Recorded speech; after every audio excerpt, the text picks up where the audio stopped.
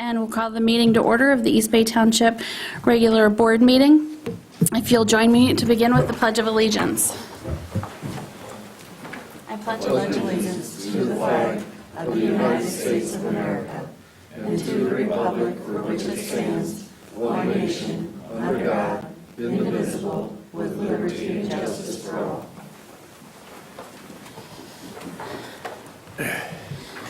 Okay, and we'll start with roll call attendance. Bartlett. Yes. Lyle. Here. M. Cortade. Here. S. Cortade. Here. Walters. Cook. Here. And Friend. Here, thank you. With that, we'll move on to the agenda. We have review for conflict of interest on tonight's meeting agenda. We have a traditional consent agenda that does have some other items on it of Zoning Board of Appeals appointments, Planning Commission appointments, an offer of employment for full-time paramedic. Moving on to business before the Township Board, short-term rental moratorium ordinance, which was introduced at last month's meeting, short-term rental amendments, fiscal year 2023 budget with a public hearing, the auditing services for fiscal years 22 through 25, personnel manual from the results from a RFP process, DPW special action memo. With that, does anybody have any conflict to declare? Okay, seeing none, an approval of the agenda. I would note, I'd like to add one item on to the agenda. We can put it at the end, and that's consideration of the BSNA contract for movement to the cloud. And the reason I'd like to put this on there is in talking with them in order to get scheduled through the end of next year if we're going to do that. They'd like me to sign the contract, and I need to have the motion in order to do that. And that'll be G. Correct.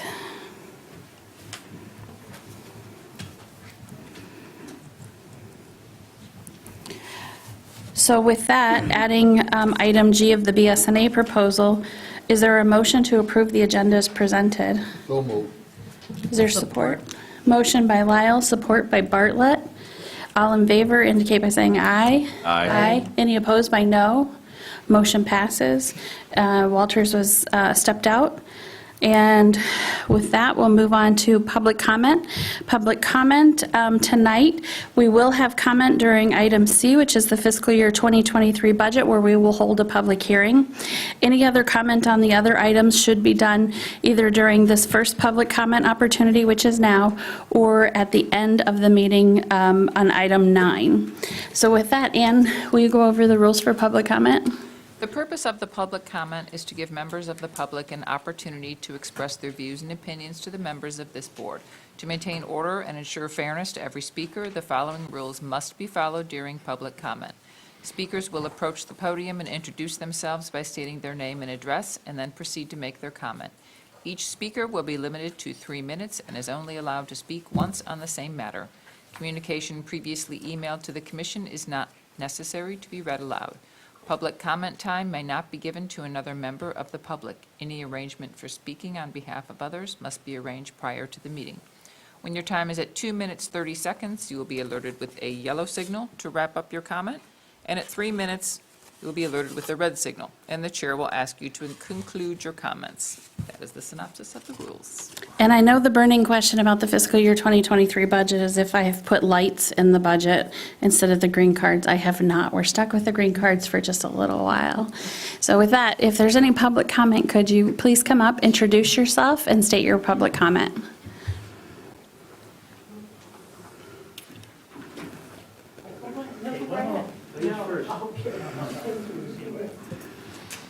Good evening, Judy Nemitz, Spider Lake resident, and first of all, I'd like to thank all those people that work so hard on Election Day and the days after and the weeks after. So thank you very much for doing such a fine job for our township and being a servant. I have a couple things to talk about with the short-term rental ordinance and just suggestions and maybe make note of them. I know there were 2 page numbers, either the page of the ordinance or the page of the total booklet. So I'll try to refer to those, and then I'll also follow up with a letter. Page 10 of the ordinance, I think it's page 45 of your packet, I would suggest that they would add tents and boathouses to that part, section 3, where it does talk about vehicles, campers, et cetera. I would suggest that.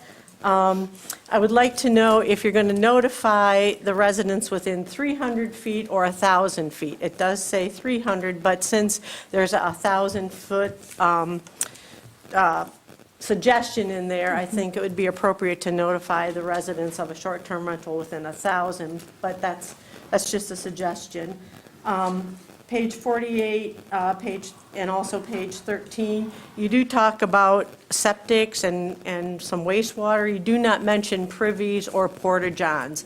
I would suggest that, and that's also where you do talk about page 51 and, I'm sorry, I can't read my writing, where you talk about minimum requirements from the health department, and you don't mention privies or porta-johns in there, but you do mention dry wells.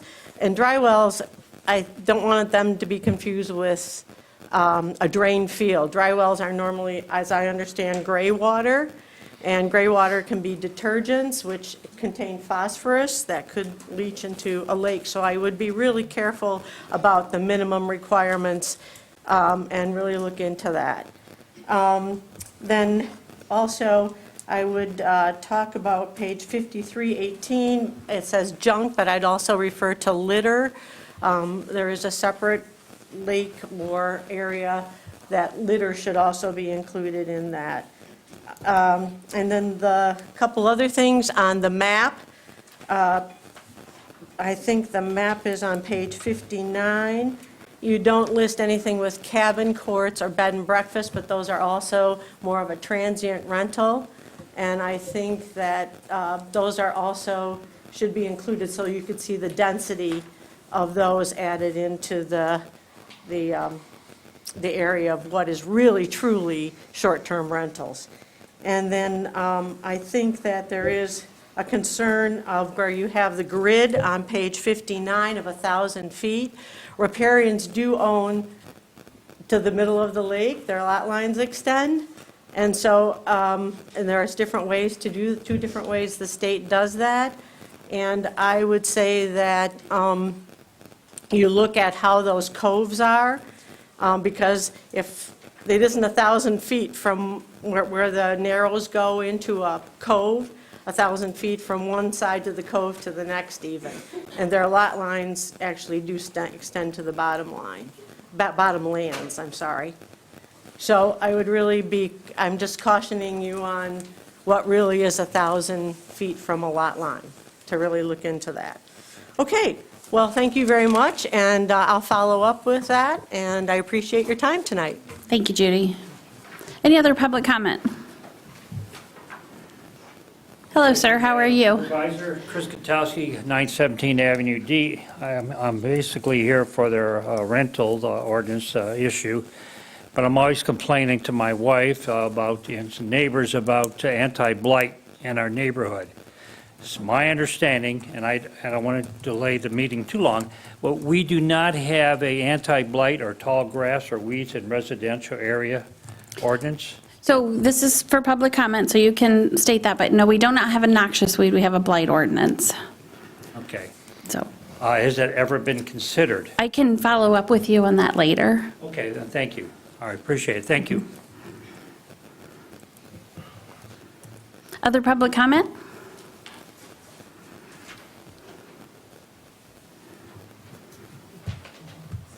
Hi, everybody. Hello, how are you? Could you introduce yourself? Sure. I'm Jill Bernardi. I live in East Bay Township on Rennie View Road. Sue, I just wanted to thank you for all the hard work you did over the election period.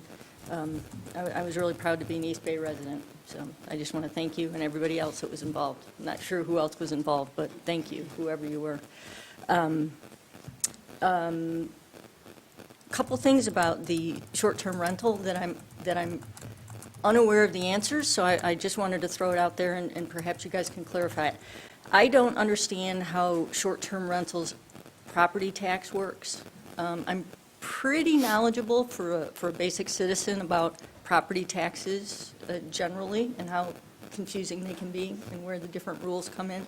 But I haven't had the time to research how short-term rentals are taxed now in East Bay Township.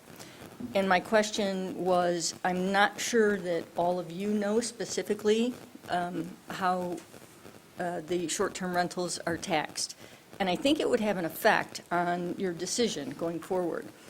Specifically, the questions are, if you get kind of technical about it, if a short-term rental is owned by an individual or if they're owned by a corporation, is there a difference between them? And would there be a difference if an individual rents a short-term rental out only a few times a year? Or there was some confusion or some discussion earlier about if the short-term rental, if they just throw it in an LLC or if they're doing a DBA, so it's an actual corporate entity that owns one or several, would that then automatically trigger being taxed as a corporation, and would that make a difference in the property taxes? And I think it should make a difference in the way the assessor looks at it. But I don't know how that works. Beth, I'm sure that you probably are the one in the room that knows the most about that. I would consider requesting the assessor actually come out and talk to the public about how that works, or maybe request somebody here explaining that to us, because I think there's some interesting effects on the future there. The other thing was just about the market value of the homes. If it's been said before, but I think it deserves emphasis. If you somehow change it where the license is allowed to transfer with the sale of a home, this gets back to LLCs. We know they can just keep changing it, and that's a monster to try to track. But I think that the creation of a false real estate market, that license becomes a commodity, I think that's really unfair, and I don't want that to be overlooked. So please consider that, and don't allow that license to transfer automatically. So that's my 2 cents worth. Okay, thank you very much. Additional public comment?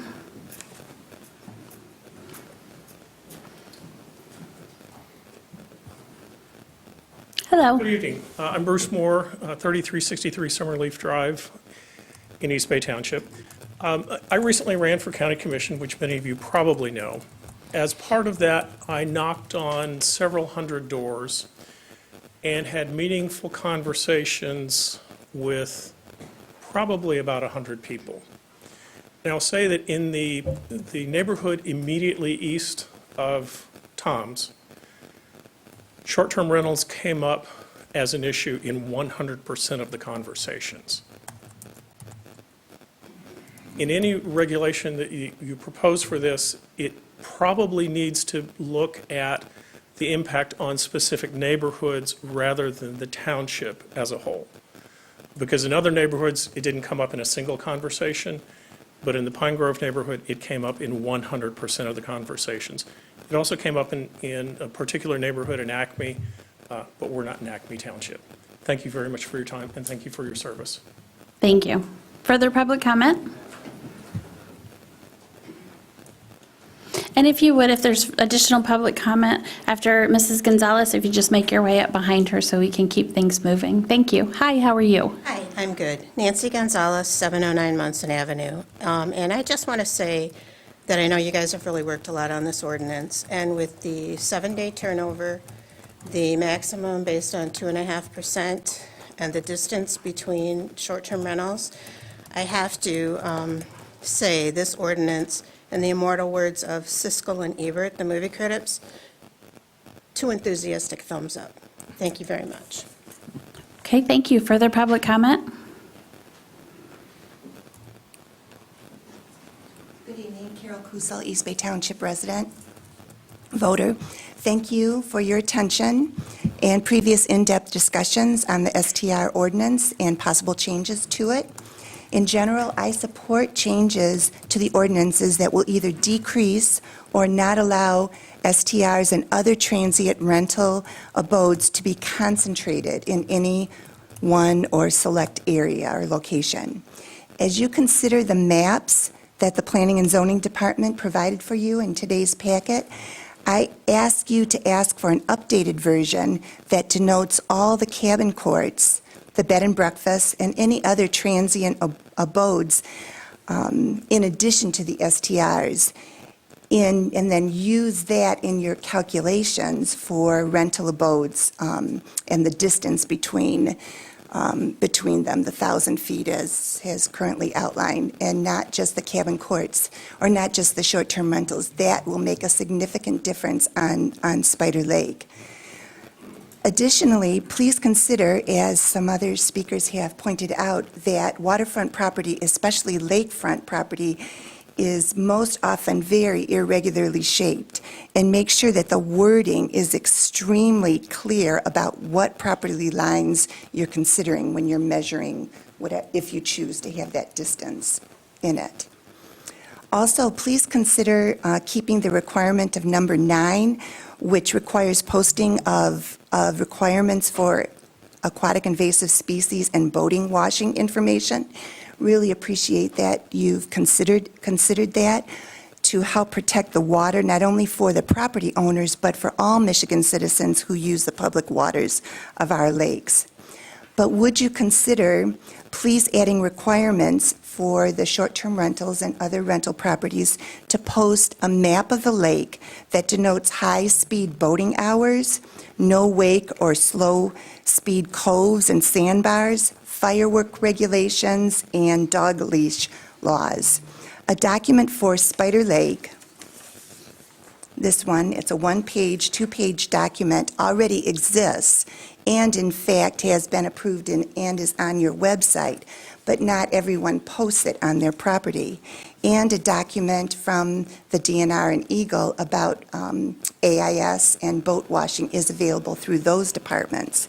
So it won't require a lot of work by the rental property owners to obtain this information. It just requires that they do obtain it and post it if you include that in your document. For your ease and reference, here's copies of that Spider Lake information sheet. Thank you. Further public comment? Hello. My name's Penny Dahlstrom, and I am a short-term rental owner on Munson Avenue, and I noticed someone else was on Munson. And I'm here to express my thoughts on a few of the provisions in the short-term rental proposition, and explain that I understand the purpose, according to the ordinance, is that it's for the health, safety, welfare of East Bay Township citizens as well as those visiting the area. And my major concern is the length of stay, because 94% of my guests, and I've been here 7 years doing this, 94% of them, for the entire length of time, come up for less than 7 days. They come up for weddings, they come up for family reunions, children's graduation from Interlochen, various things. They're here passing through. They're not here because I'm not on a lakefront. They're not here as a family vacation for 1 week. So it really does impact me, and I think it impacts a lot of the people that come to the area as well. The other thing is the non-transferability of the licenses. I personally don't have any interest in that, but I think that's very restrictive for homeowners who purchase a home, doing short-term rental, want to leave, have people who have stayed in their home year over year, like I have, repeat guests, and not to be able to do that again. The other thing that I would like to bring to the board's attention is that the renewal process for renewing licenses is extremely frustrating because there is not a process. There is no notification process. There's no online presence to be able to go and check the status of your application or your license, and therefore it's not uncommon for people to have them expire unbeknownst to them, and then they can't renew. And I think that's really a disadvantage to the whole process, and I would encourage you to really look at that. Thank you. Thank you. Further public comment? Okay. Okay. Hello, sir. Greg Coleza on Spider Lake. I'm sorry, what was your name? Gregory Coleza on Spider Lake. I'd just like to reiterate that some of the densities of the short-term rentals are disproportionately represented in certain neighborhoods, as well as certain locales. The Forest Lakes area has quite a bit of density. Spider Lake has 32 properties, not including the cabin courts that were already mentioned. So the impact on the lakefront, the ecosystem is significant. I would suggest that we would consider some way of helping the lake associations deal with the consequences of the use by short-term rentals and those who may not have the vested interest in preserving the character and the natural environment and the ecosystems by considering some way of taxing the renters in a way that the township could then collect funds to reimburse the lake associations. Municipalities, states, as well as development authorities have the ability to levy taxes for rental properties or hotels. I think that the township should be able to do something similarly, and in that way help us in terms of preserving the environment and the character. Thank you. Thank you. Further public comment?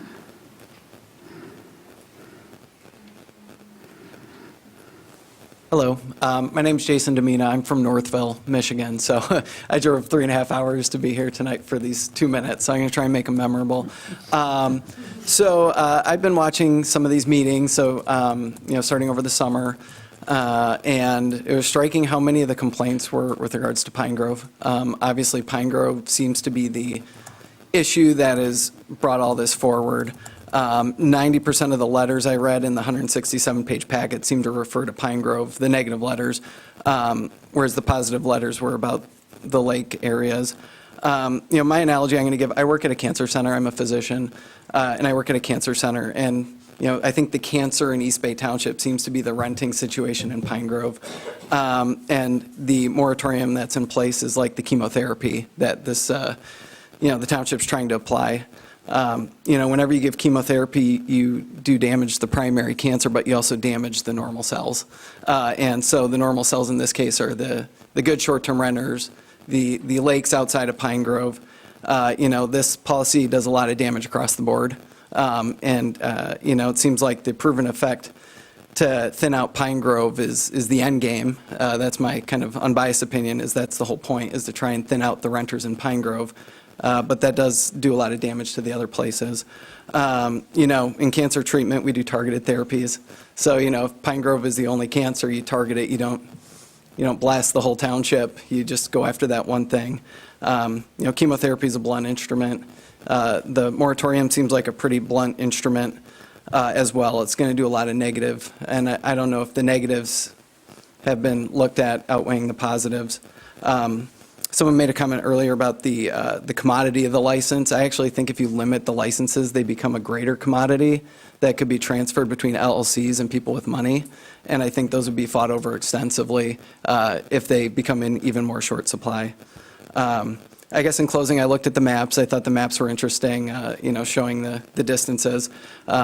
Arbutus Lake, which is where I would like to be a prospective buyer and renter for my family, actually looks underrepresented relative to the other areas, whereas Pine Grove looks like it occupies half the X's. So, my wife, her family vacationed on Arbutus Lake for 60 years. Her grandma has a picture water skiing on Arbutus Lake. Arbutus Lake still looks as beautiful and untouched as it did 60 years ago. So I'm just one person trying to maybe start a legacy up here in East Bay Township, but my story is not the only one of a non-corporation trying to work their way in up here. So thank you, everyone, for your time. Appreciate everyone here. Thank you. Thank you. Yep. Further public comment? Good evening, Ralph Bad, Hello. numbers 1380 Autumn Trail. I apologize for coming in late, and I apologize I didn't get to read all of this, but I appreciate the effort of the staff for updating this short-term rental ordinance. Two things came out to me, and I just kind of quickly read it. The definition of sleeping room is there, but the definition of bedroom is not. I think that's obvious what a bedroom is, but it becomes a little inconsistent when you talk about the maximum occupancy. You talk about it as referred to the bedroom, but then you also include the term sleeping room, which also includes more beds and bunks and things like that. So I think that's a little confusing and maybe needs to be clarified. I'd like to reiterate the fact that I appreciate you putting in the effort to put in a clause on aquatic invasive species. I'd also like to indicate that you should also have a clause on boating safety in a similar manner, as well as boating regulations. So something that would say shall comply with all applicable state law related to boating safety and boating regulations. Thank you for your time. Thank you. Further public comment? Okay, seeing none, we will move on in our agenda. Oh, hello, Mr. McKellar. Good evening. Go ahead and introduce yourself, My please. name is Mark McKellar. I'm at 4033 Eastern Sky, Traverse City, attorney at Coon Rogers. I represent a group. I sent a letter out yesterday of a couple dozen STR owners in the township. And I wanted to articulate a particular set of concerns I had with the draft. I clearly understand that there's issues in Pine Grove. I understand that the township's position is to address those issues by, mainly by doing the proposed ordinance change. The problem is that they're not specifically targeted towards Pine Grove. I also understand the township doesn't want to regulate by zoning, so it has to regulate by police power, and police power can't regulate by districts of zoning. The problem is you could regulate by zoning. The township has chosen not to. It can only be because of fear of a zoning bill in the Senate and in the House that is stalled, and I don't know if it's ever going to be signed. But the problem is that the township has to articulate that there's a substantial purpose and a substantial relationship to the objectives of the public, safe, healthy, and welfare of the township when they're drafting these ordinances. Nothing in the record is anything but conjecture about most of this. I don't like, that's not a substantially related, reasonable relationship to the objective. Okay, there is a standard. It can't be arbitrary. It can't be capricious. It can't be unreasonable. And the problem with, in particular, the 1,000-foot setback or a 500-foot setback is you are picking winners and losers. You are pitting neighbors against others. You're deciding that 1,000 feet is enough, but you have no evidence that 950 feet isn't enough. No evidence that 400 feet isn't enough. No evidence that 100 feet is enough. That is required. You have to show an articulation. As to the 4 to 7 days, 4 days has never been challenged, so that seems reasonable. But now you have the obligation under the law to determine what has changed today and why 7 is articulately, reasonably related to achieve a solution, the objective, which is to protect the public safety and welfare of the community. So what's the difference between 4 and 7? What about 7 per se is better than 4? The transfer of ownership is not defined. I think you guys ought to consider a conditional transfer of the license upon a request by somebody, and the reasons are outlined there, but you need to at least define a transfer of ownership. Seems to me that the intent typically is that which relates to the uncapping events under the state statutes and guidelines, okay? But the 1,000 feet, here's why it's arbitrary, if it's 1,000 or 500. If I don't want, and me and my neighbors don't want short-term rentals, we're just going to apply for the cheap license, get approved, and never operate one. We've just prohibited it in the area. That's not the intent of the ordinance, but that's going to be the byproduct in certain cases. The fact is that moving it from one, if there's 2 rentals and the immediate vicinity is disturbed by it, and you now move 1 rental somewhere else, you've actually disturbed more people in your community, because you're going to have 2 licenses, whether or not it's there, established or not. So you've already limited the number. The people ought to have their obligation and their merit of their application reviewed. But I think the 1,000 feet, how many feet, really does, you're starting to define how far away from what lot lines, whether or not that's going to be the riparian lot line or not, which is insane. I mean, that would change all over the place. You're asking for more trouble. My clients generally don't have an issue with the regulations. They don't have an issue with the fact that there are issues in Pine Grove. But their major issues do come down to the 1,000 feet, the 7 days from 4, and the fact that there's no definition or no policy whatsoever for ownership when it comes to a transfer. So at minimum, please consider a transfer of ownership definition, and you'll see my notes. But I'd impress upon you that you have an obligation to articulate factual basis upon which the changes are being made. Thank you. Thank you. And the board does note that they have on their desk letters that have come in since the packet was disseminated, and Mr. McKellar's letter went to Claire, and so she forwarded that to the Board of Trustees. So I believe you've seen that in your email, but we also have a copy of it on our desk. Hello, sir. How are you? Thank you. Could you introduce yourself, please? My name's Bill Gotlin. I'm a resident of Spider Lake, and I'm here to represent myself. I live on the lake. I deal with the short-term rentals. I deal with the people who come up here and only want to drink, throw their beer cans, have fires that last half the night when no one's sitting around that campfire. I have to deal with the language that emanates from these places. 1,000 feet, I think it should be greater than 1,000 feet, but I would accept 1,000 feet. The problem is, if we as a community want to become a rental community, take all these rules and regulations away. And exactly what you're going to have is people who live elsewhere. They're the ones that are going to own the property, reap the benefits financially, but when it's all said and done, and there are problems in this community, they're not to be here. They won't be here. Their interest is only financial. Now, that is not I don't mean that as a blanket statement, but let's face it. We have management groups that take care of properties just because it's owned by people who live elsewhere. I'm here. I care about this community. I vote in this community. And I have to live with the repercussions of what we decide here. And it isn't just I and my family. It's all the other people who pay taxes here that have to put up with the short-term rentals because they have people there that own those places, but they are not policing it as it should be.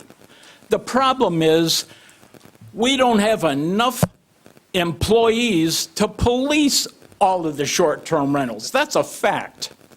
4-day rental, who is policing to make sure that that particular rental waits or spaces out their renting? Who polices all the problems that are inherent with short-term rentals? When I'm sitting there with my family in the evening and I want to listen to the loons, instead I'm listening to foul language coming from people who haven't any idea how their voice carries across the lake. I have to live with that. I'm still paying taxes here. I live here. This is my home. And as a community, if we are not careful and we turn this into a wide open fiasco of short-term rentals, you are going to have a problem where the short-term rentals are going to run this community. We don't want that. We live here, we vote here. We have to put up with the good and the bad. But I think as a group, we need to be very careful. This is our opportunity to put the line in the sand and say we will not accept more of the outside people coming in, and the only reason they're here is so they can make a buck. Thank you. Thank you. Next, please. Could you introduce yourself? My name is Trisha Adams. I live on 1980 Evergreen Avenue. I did send you all a letter, so I'm going to summarize really quickly what my background is. But I manage 3 side-by-side luxury homes that are short-term rental licenses on Arbutus Lake. I've been operating them this way since 2015. My husband and I built and remodeled these homes, which are next to my personal home. With a long-term plan of maintaining a group of houses for my close friends and family. I have a very big family who love and cherish Arbutus Lake. In fact, we've already sold 2 of the homes to family and close friends who are like family, who fit that bill. And in order to maintain this vision, we've worked so hard to create the short-term permit is imperative. The luxury rentals I manage have manicured lawns, beautiful flowering window boxes, and they contribute to a once seasonal road to now a year-round road, which has offered my neighbors year-round access to the road. And if you read in your packets, you'll see some of my neighbors who are directly on my road have written to you telling you that their experience is very nice next to living next to my rentals. They enjoy it. They enjoy how they're maintained, and they enjoy the families that I allow to come. So it's not all the experiences that you hear. If they're well managed, you don't have these problems. I echo the concerns that Mark brought up, the 3 main concerns. Those are mine as well. So I'm not going to reiterate them. Just know that I support his concerns that he was talking about. But I'd like to ask you, and I'd really love to hear some comment on this, in why the heck more licenses have not been revoked. Why are we not taking licenses away from all of these terribly, poorly run rentals that are disrupting everyone's lives? Why do we have provisions in the ordinance to take permits away and we aren't doing it? Maybe we need to increase the ability for people to make complaints so that they're heard and evaluated. But you guys can make all these extra rules, and all these unintended consequences are gonna come up that Mark talked about. But if you don't enforce them, what is the point? So I, as a very responsible owner who vets all of my guests, I meet them personally, every one of them. I have no problem with you enforcing these rules because I'm responsible and I follow up and I live next door and they all know it. But if we're not going to enforce the rules, then people are just going to keep renting their houses to people that don't care about our community, and you're going to keep having the same problems, and you're going to have frustrated neighbors, understandably so. People who live near me on my road, who live next to me and know how much energy I put into vetting my guests, have no problem with me renting my houses. And I have 3 in a row that I own or manage myself. And so I really hope that you focus on the enforcement issue. I read a letter that someone called the sheriff 7 times. How is it that we can call the sheriff 7 times and there's been no enforcement action? Why can't we focus on enforcement? You're going to be able to get rid of all these bad licensees a lot quicker than trying to distance them out over years and years and years. Focus on enforcement and get the bad ones out. And you have a lot of support from very responsible owners who will support you in that. Get rid of the bad ones and enforce the rules, please. Thank you. Further public comment? Hello, sir. Hi. Could you introduce yourself, please? Yes, my name's Kurt Hubschneider. I live at 2866 Riverbend in East Bay Township. A native of Traverse City, born and raised on a lake here in town. I get some of the comments about the frustrations. I've been in the vacation rental business for 17 years in this town. My first vacation rental, and I have 4. I don't own any of them anymore in East Bay Township. I sold the last one a year ago. I still manage 4 in East Bay Township. 17 years in this business, I've owned or managed 40. I've hosted thousands of people. I have never had a single guest ticketed, a DUI, or anything boating on any of those lakes. I know lots of locals that have had DUIs, that have had tickets for fishing illegally and things like that. I've never had a single guest have that happen to them, ever. When you talk about beer cans being thrown down, I just sold a vacation rental on a lake that I grew up on, only one I had on that lake. Sold it because the next door neighbor is such an ass that I couldn't deal with it anymore. Sir, could address the board. Thank you. Guess who he is? He's a young man that I've known my whole entire life. He now owns his grandparents' house, their cottage, and his family was the biggest, wildest partiers on that lake. They're from Grand Rapids. And now he's an old guy who's annoyed that people are trying to enjoy the lake the way we did when we were young. And so he complains about everything. So I got rid of the vacation rental because the guy who was the wildest family on the lake is now a jerk. And it blows my mind. We act like vacationers are the problem. Some of the people that I deal with on some of these lakes, the worst ones are the people that own the property and live there year-round.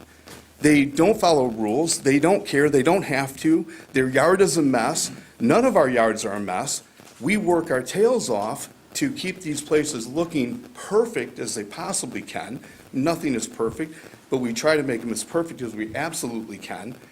Our guests come, and we want them to be blown away and have an amazing stay. My guests spend tens of thousands of dollars in this community, asking about what the tax base is for a vacation rental. If you're in this business and you're not using your house and only renting it 2 weeks a year, you're paying non-homestead taxes. They are high taxes. So the township is making a lot of money off of us, and I do echo what Mark McKellar is talking about. Those are going to be a problem. There's going to be consequences to us. A lot of my business in the off-season comes from 2- and 3-night stays. And I'll tell you what, if I didn't have them, it would be a very difficult business to maintain the house to the level that we do, to put all the money into it, to work the way we do, to remodel and keep it looking nice. And the last thing I'll say is the people that I represent, clients of mine that I sell homes to, and I manage them as vacation rentals that live in Bloomfield Hills in Chicago, they are awesome people that care about their neighbors, that care about the lakes, that work hard as well. And their passion is that they have a good relationship with the next door neighbors. They come up and use their homes when they can, when they're not rented. They check out time for themselves so they can come on vacation. And they have great reputations and they have great relationships. If you're dealing with somebody next door to you, that their guests are throwing beer cans down and they're being disrespectful to the lake and disrespectful to the property and the neighbors, you should be going to them and putting, not to the people that are renting, but the people that are allowing them to act that way. You should be calling that owner, that manager, and putting them on the money and saying, listen. And then the enforcement that this young lady talked about, we're not enforcing. And then we're getting complaints that aren't legitimate complaints. And we can't even find a police report for the Pine Grove area. I have friends that live in the Pine Grove area. I've been there at midnight walking down the road in Pine Grove and never see a car racing down the road. Never hear loud and obnoxious noise. Sir, could you start to wrap up, please? Yes, be happy to. Is there a time limit? There is. Oh, I thought you'd You're tell on me. red. Oh, I thought you'd tell me. The red card. So anyway, We gave away 17 years in this the business. crook. and I think that there's a lot of reasons that people can be upset about them, but there's a lot of good people that come in that are in this business. Thank you. Thank you. Further public comment? Hello, how are you? Hi, I'm Marta Turnbull, 1439 Veterans Drive. I own a housing company that offers free refugee housing, affordable housing, rotational housing for months and nurses, traditional long-term, and also some short-term rentals. I've dealt with a lot of local government in terms of regulating all of them. And first, I want to say I think East Bay Township does do a really great job of being very responsive to complaints. It's very easy to get a hold of Preston whenever there's any issues. I think that host compliance is a really great platform that is a great investment by the township. So I think overall you guys do a great job. I have a unique situation, I think, compared to, we talk a lot about how bad the guests are. I have a neighbor to one of my short-term rentals who most recently, we had a guest say that he was taking photos of them in their vehicles. And it came up when I called the township that he had called in one of now a dozen unfounded complaints about my rental. That goes along with endless amount of intimidating voicemails, emails, text, and approaching me and my all-female staff. So there is a clause, I think it's section 9G, that talks about how that reporting of fraudulent, fictitious, some other F words, claim also puts them in violation of the ordinance. And so mine is just, I would ask the township to consider how they are regulating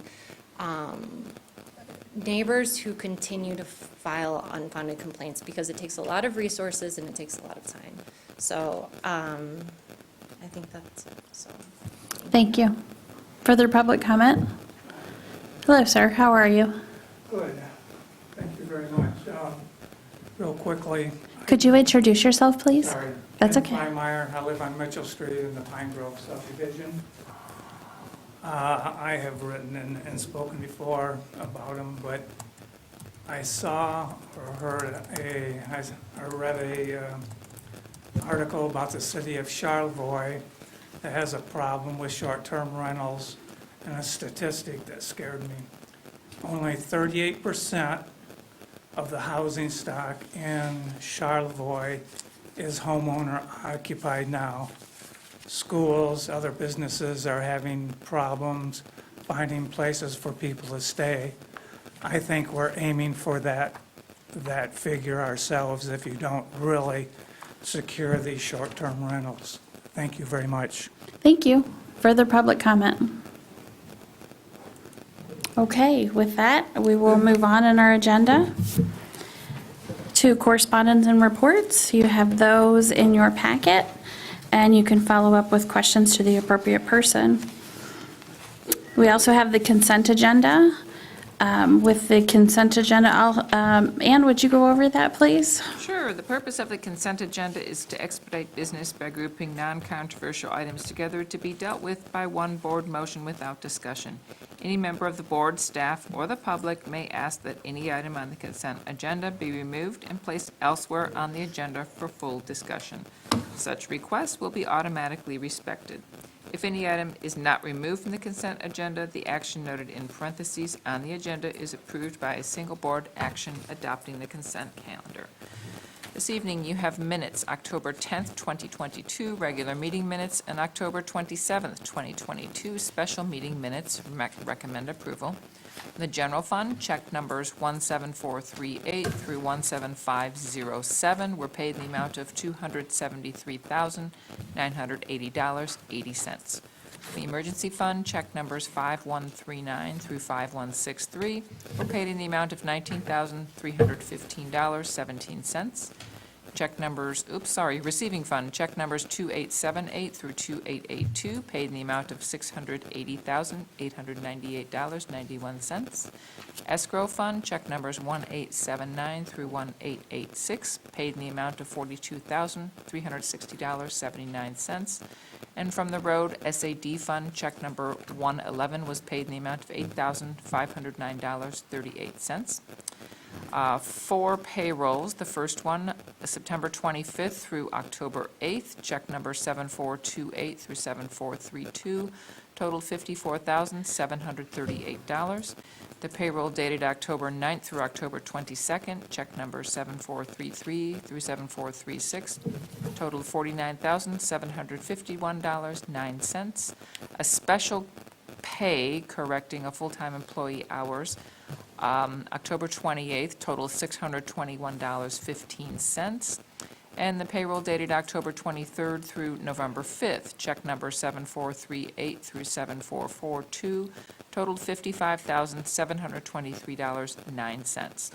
Total payroll amount, $160,833.33, and total amount paid, $1,185,898.38.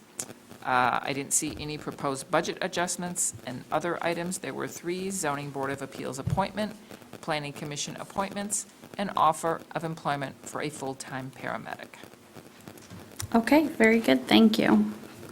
The October 27th minutes are on your desk and were emailed to you earlier. So with that, is there any member of the board that would like to see anything removed from the consent agenda? Okay, is there any member of the public who would like anything removed from the consent agenda? Seeing none, we'll bring that back to the board. Is there a motion regarding the consent agenda? I make a motion to approve the consent agenda as presented. Is there support? Support. Motion by Bartlett, support by Walters. Any further discussion on the consent agenda? Seeing none, we'll do a roll call vote. Bartlett. Yes. Walters. Yes. Lyle. Yes. Cook. Yes. M. Cortade. Yes. S. Cortade. Yes. Friend. Yes. Okay, very good. You've got your offer going out. Congratulations, that's great. Thank Catherine, and also appreciation to the appointments. Okay, we'll move on to the business before the Township Board.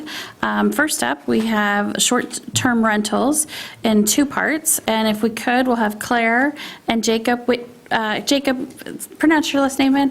Whitty. Here, and then we'll just have them step up and make sure they're talking into the mic.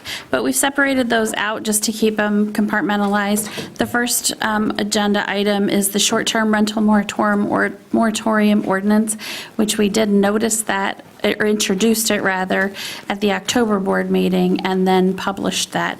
And the information is in the board packet regarding that.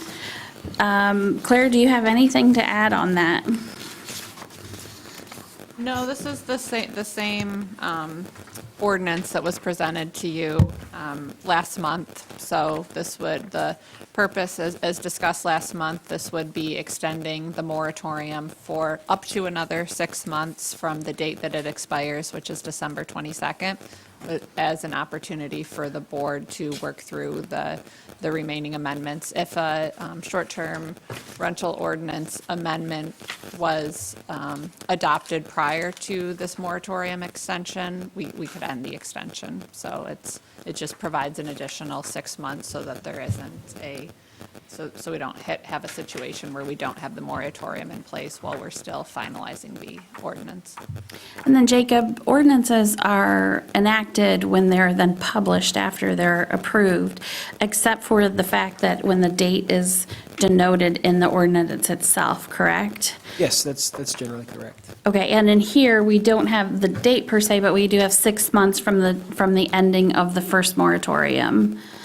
That is correct, and then I think there's also, so if you look at Section 6 of the ordinance, there's an effective date. If you're asking when it would take effect, it would be immediately upon publication, and then it would just continue 6 months on from when it's adopted. Fair, okay. All right. With that, is there any questions from the Board of Trustees? Any discussion or direction regarding the moratorium continuance? I guess I had a comment, kind of where we got to during the last conversation about the total license number. I guess the math behind it was, we originally started about 3%, I think, of the total housing stock. Matt, let me just have you take a quick second. Oh, yeah. This is just on the moratorium. Oh, I'm sorry. That's I got okay. ahead of myself. That's okay. I just want to take care of the moratorium ordinance first. Is it 23? Ordinance number? No, it's ordinance 2. Is that correct? Ordinance 2. 23 is a resolution. I don't feel comfortable to release the moratorium at this point. I think that our planning department is making some wise choices in presenting this to us. I think that we still have a ways to go, so I would like us to be able to extend the moratorium. Yeah, I think this is, for those who are watching, this isn't necessarily to make a moratorium for a year's worth, but it is so that we don't get caught short if we come up with some amendments because of the dates. Yeah. Is there a motion regarding the proposed ordinance? I'll make a motion to approve ordinance extending temporary moratorium for short-term rentals, ordinance number 2 of 2022. Is there support? Okay. Motion by Walters, supported by Lyle. Any further discussion? Okay, Ann will do a roll call vote. Walters. Yes. Who seconded that? Lyle? Yes. Yes. Let me write you down here. Lyle? Yes. Bartlett? Yes. S. Cortade? Yes. Cook? Yes. And M. Cortade? Yes. And from Oh, and Fred, sorry. Yes. Okay, thank you. And so now we will move on to the short-term rental amendment discussion. And Matt will come back to you as soon as we give Claire a chance to do an overview, okay? So you'll be first on our list. Claire, would you go over the contents that we have in the packet and anything else that you want to do for an overview?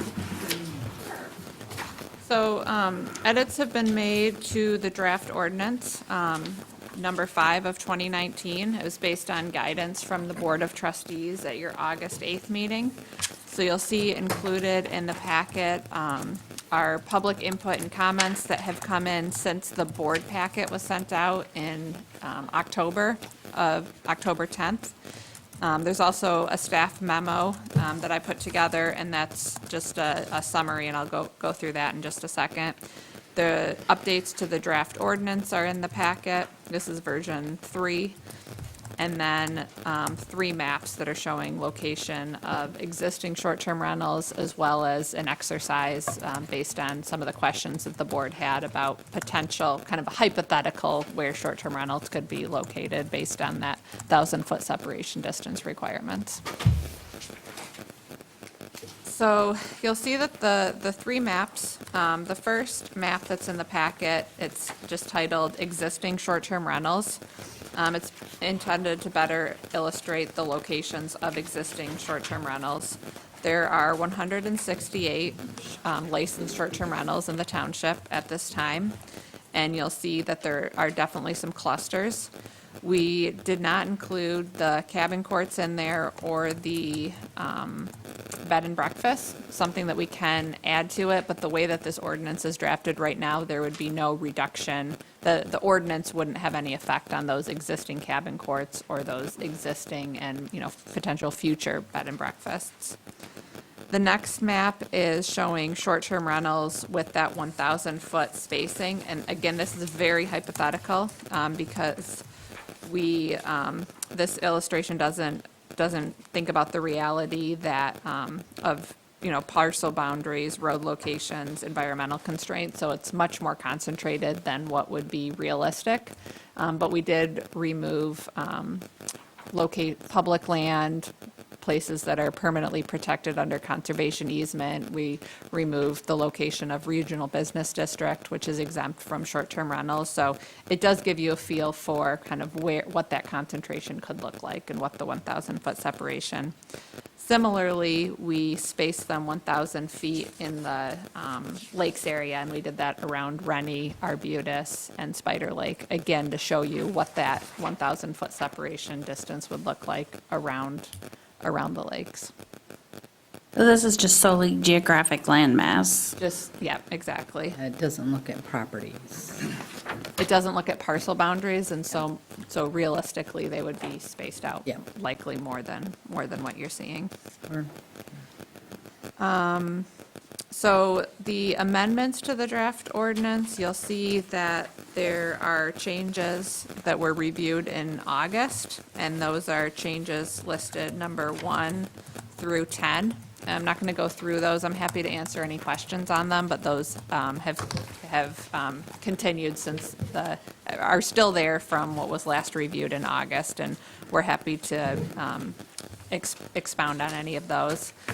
But there's also a summary, numbers 1 through 7, of additional proposed edits that have been incorporated based on the feedback from the Township Board in August. So the first one is amending Section 5F to place a cap on of 145 total licenses. This is based on a cap of 2.5% of the total housing stock. We amended Section 6P to place a 1,000-foot separation distance from the property line on new short-term rentals. We added Section 5B16 to require applicants to include a septic and well status report from the Health Department indicating the number of bedrooms the septic system was designed to accommodate. And we also, we added a Section 6J to require that all septic systems servicing STRs to meet minimum county requirements, and to impose a capacity limit of 2 occupants per bedroom that the septic system is designed to accommodate as determined by the Health Department.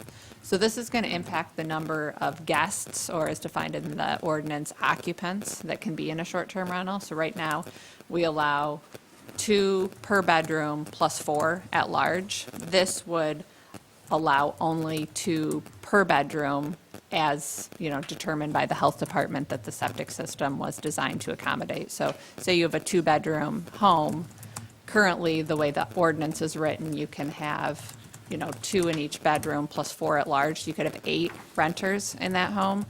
This draft amendment would allow you to have only 4 occupants or 4 renters in the home. So that will have an impact on the total number of guests. We did have the health department review this, and so we made some modifications based on input from the health department. And this is also modeled after Long Lake Township. And the health department mentioned that these provisions were working well in Long Lake, and so we took a look at that and pulled from some of their language. The last change that I wanted, or last two, we added a definition of visitor to section 3, and so revised to clarify that occupants do not include visitors, and we limited visitors based on total number and visiting hours. And then we also amended section 5C, and this was based on Tracy, based on feedback from the treasurer, just to make sure that any applicant would be current on all taxes and amounts due to the township, similar to what we require for any land use permit in our zoning ordinance. So I'm happy to speak to, any questions that you have related to, some of the concerns that were voiced during public comment related to enforcement and other issues, but that is kind of what we have proposed at this time. Thank you. Jacob, did you have anything to add to this? I think that was a pretty concise and comprehensive summary, so I would say, yeah, unless there are specific questions that I can respond to. No. I'll ask you, did you hear anything during public comment that you made note of that you would look at specifically in the ordinance, say definitions or anything like that? Sure. So moving forward, there are, I guess, a couple things, either in public comment or otherwise, that the board might want to direct attention to. First, I understand there's concern about drawing that separation distance for riparian parcels, where maybe for some of those parcels, the parcel lines extend outward to the middle of the lake. In talking to Claire about that issue, we think maybe a feasible solution would be to just kind of amend the section about separation distances to say, for waterfront parcels, the separation distance will be measured from the parcel boundaries or the ordinary high water mark. So that would prevent you, I guess, from, measuring from the, 1,000 feet from the middle of the lake for those parcels. I understood that there were some concerns expressed about having both the term bedroom and sleeping room in the ordinance. And I think it's maybe important to understand kind of the interplay of those two terms. So the current draft of the ordinance regulates capacity by bedrooms, but it also provides that, you can have 2 people per bedroom. And so I think invariably you're going to run into situations where maybe, 2 people don't want to share a bedroom, someone wants to crash on a couch or a futon or something. The ordinance provides kind of additional standards for sleeping rooms, like they have to have a smoke detector, so on and so forth. I think it's kind of, to me, it seems very unlikely that the township would be going in at night and seeing where people are sleeping or trying to regulate that. At least I hope you're not into that. I can't say what will happen in the future. But the, intent is not to, I think it's not to, like, kind of roundabout increase the capacity of places with small numbers of bedrooms. It's to say that, look, if there's, like some kind of, flexible room that has a futon or a pull-out or something that could be used for sleeping purposes by guests, then there are these additional safety requirements that have to be met.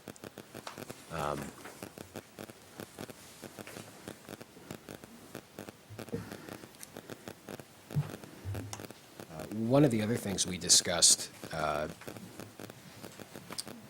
was and it seems to have come up today, was boat use by renters. And I understand the zoning ordinance has a specific prohibition on the number of boats that can be stored at parcels, I think specifically that aren't single-family dwellings. And I don't, as written, the short-term rental ordinance doesn't really contain any language about boats. This is kind of a policy decision as to whether the default language under the zoning ordinance would control, and I don't think a short-term rental would qualify for the, whatever regulations are applicable to single-family dwellings, because those are two distinct uses. So if we wanted to regulate the number of boats or usage or something like that, the board could consider incorporating those regulations into the ordinance. And then I guess the last thing, and actually, do you have a current copy of the ordinance? I realize now that my printer ran out of ink, and I only got half of it. Sorry about that.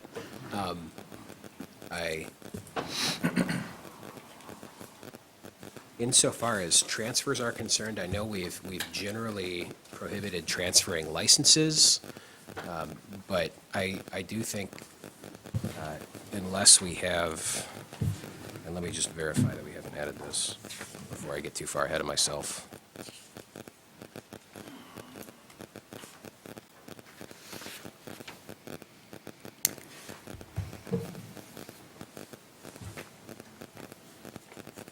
Yeah, so in section 11 here, I think we've had language addressing transfers for corporations. And in the current draft, they're struck out. So I guess that's just something that I want to kind of bring to the board's attention that maybe we want to consider is,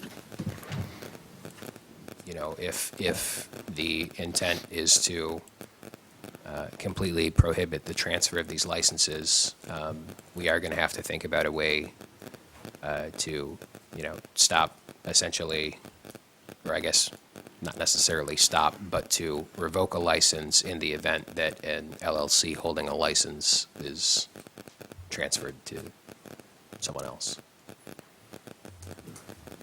Can't we just do a definition of transfer of ownership? Yes, I think that could be one way of doing it.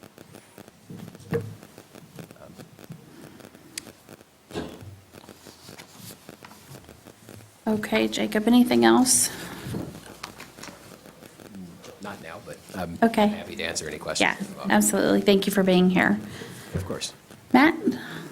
All right. Sorry, I got ahead of myself a minute ago. It's okay, it's an exciting topic. Yeah, it is. I've actually given this a lot of thought, and that's why I've got a question about it. So we got to 2.5% of the total housing stock, which I'm in agreement with. What would that make the total housing stock in the township? If 145 is 2.5%, is 6,800, is that the number? That's, by my math, that's what I get. Does that sound about right? That is total housing stock of all types in the township. And I guess one thing that kind of came to mind, and I guess what I'm going to say here is I feel like we're, in the spirit of this this discussion around the amendment and the math related to 2.5%, I think we're being somewhat generous because, actually, Claire, I think you brought it up in one of our discussions, is that technically there's a considerable amount of housing stock in the township that are off limits to short-term rentals anyways because they're deed restricted, right? So I don't know what that number is, but, if it carries some weight, 20 or 30% of the township is off limits anyways, then the map, the density map, and the note that says land remaining after removed protected land in regional business district zoning, there's probably a lot of neighborhoods that could be cut out of here too that wouldn't apply. So, I guess in saying that, I'm at this point in agreement with the 2.5% and the 145 total licenses. But I think, looking at it in a really more granular lens, related to what is actually available and could be impacted by short-term rentals, would probably take that into account and might even reduce that number more.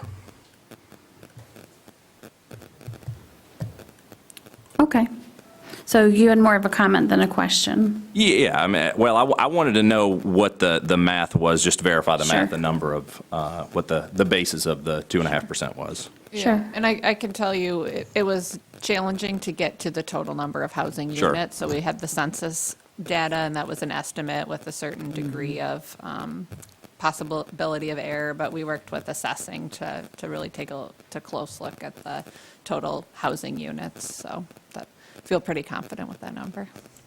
And I'd just like to add just one more comment.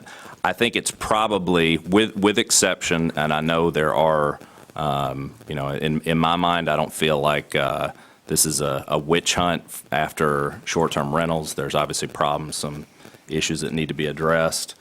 But there's probably some situations, I think we heard from some people tonight, where people live, adjacent to those properties, and these are probably responsible owners that have a very vested interest in living and operating these rentals in the neighborhoods that they live in. But there's probably a pretty good chance that a lot of people that own these properties that don't live in those neighborhoods are probably fortunate enough, like me, to live in a deed-restricted neighborhood and not have to deal with a short-term rental next door.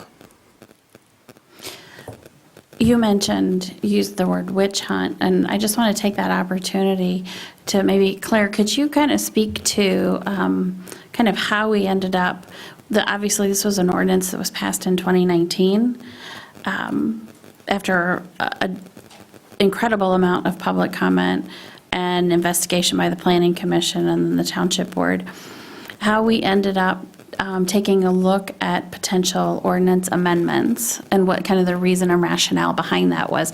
Was it, I know clearly it wasn't a witch hunt, as you mentioned it was not, but I'm wondering if you could kind of focus on how we came to look at these. Yeah, so I missed the 2019 but it was very thorough. And over the past few years, we were fielding more, Planning and Zoning Department was fielding more and more calls with, property investors interested in kind of figuring out if short-term rentals were allowed, kind of that they could have, a guaranteed short-term rental license. And so we were seeing that kind of artificially inflating the costs of some of these homes, but really impacting these established neighborhoods and the availability of housing for the workforce. And so, and even looking at a lot of the kind of what was going on in Planning and Zoning Department, we're approving a lot of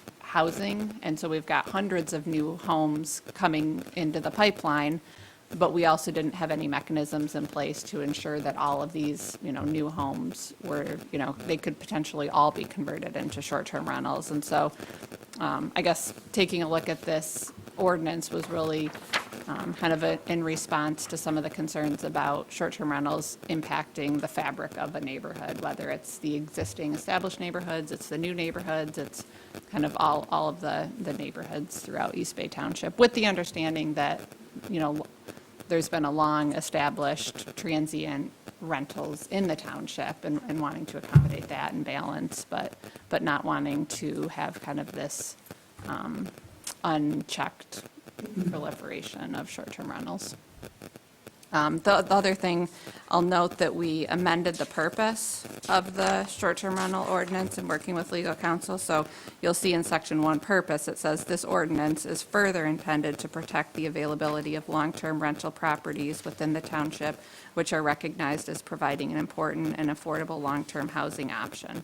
And so that's kind of part of that, kind of rooted in the police power and protecting the public health, safety, and welfare. Okay, very good, thank you.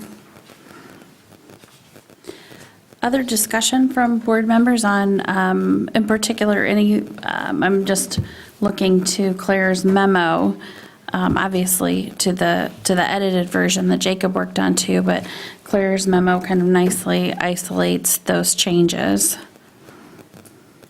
Yes, I would just like some clarification, if I can, because it's always been something I've wondered about. We use host compliance for the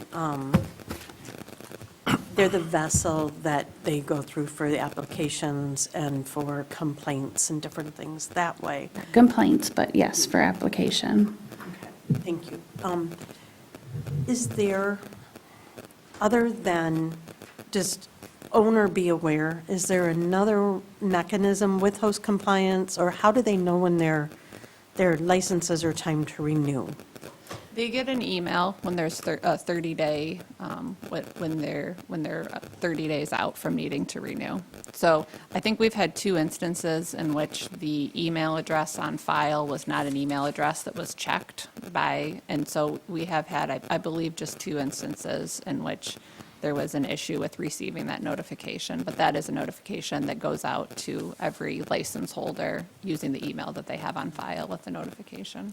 Ultimately, it is personal responsibility in having a short-term rental, but we like the fact that they do notice them 30 days out. I agree. I just didn't know what the process was, not having any of my own. I didn't know, so I was like, well, I don't know.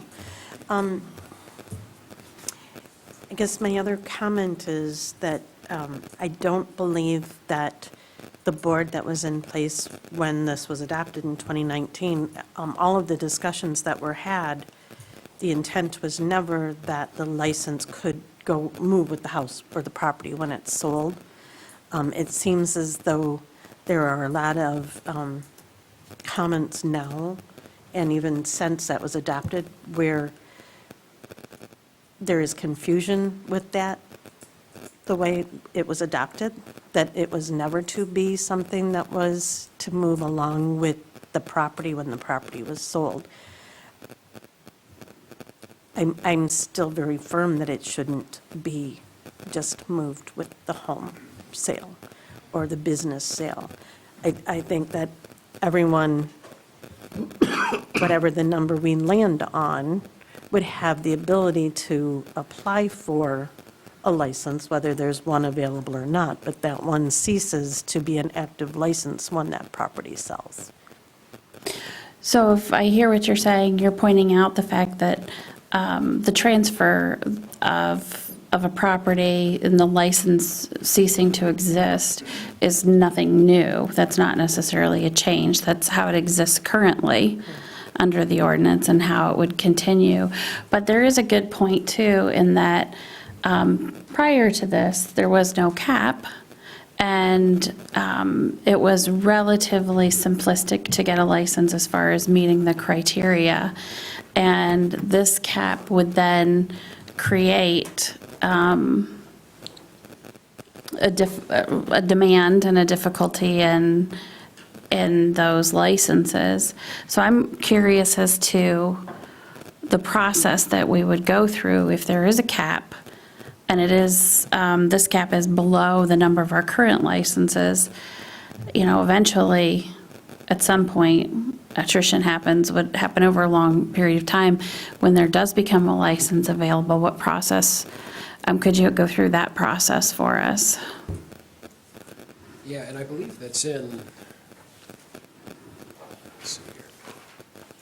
Can I ask that you give a board packet page number also when you guys start to reference different things? I'll rely on you there.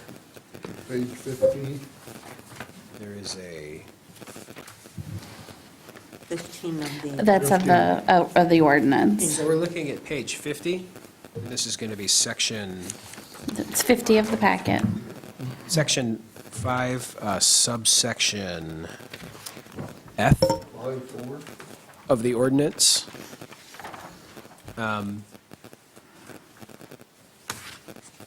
So there's a notice under the current language of the ordinance that is circulated when licenses become available.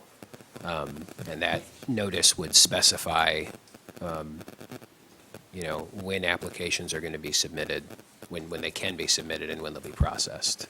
So we left a little bit of flexibility in there. And I think the intent there is so, maybe through a little bit of trial and error, we can find a way that works. I think there's a kind of a definite, statement of, the township's not just going to sit on a bunch of unissued licenses indefinitely.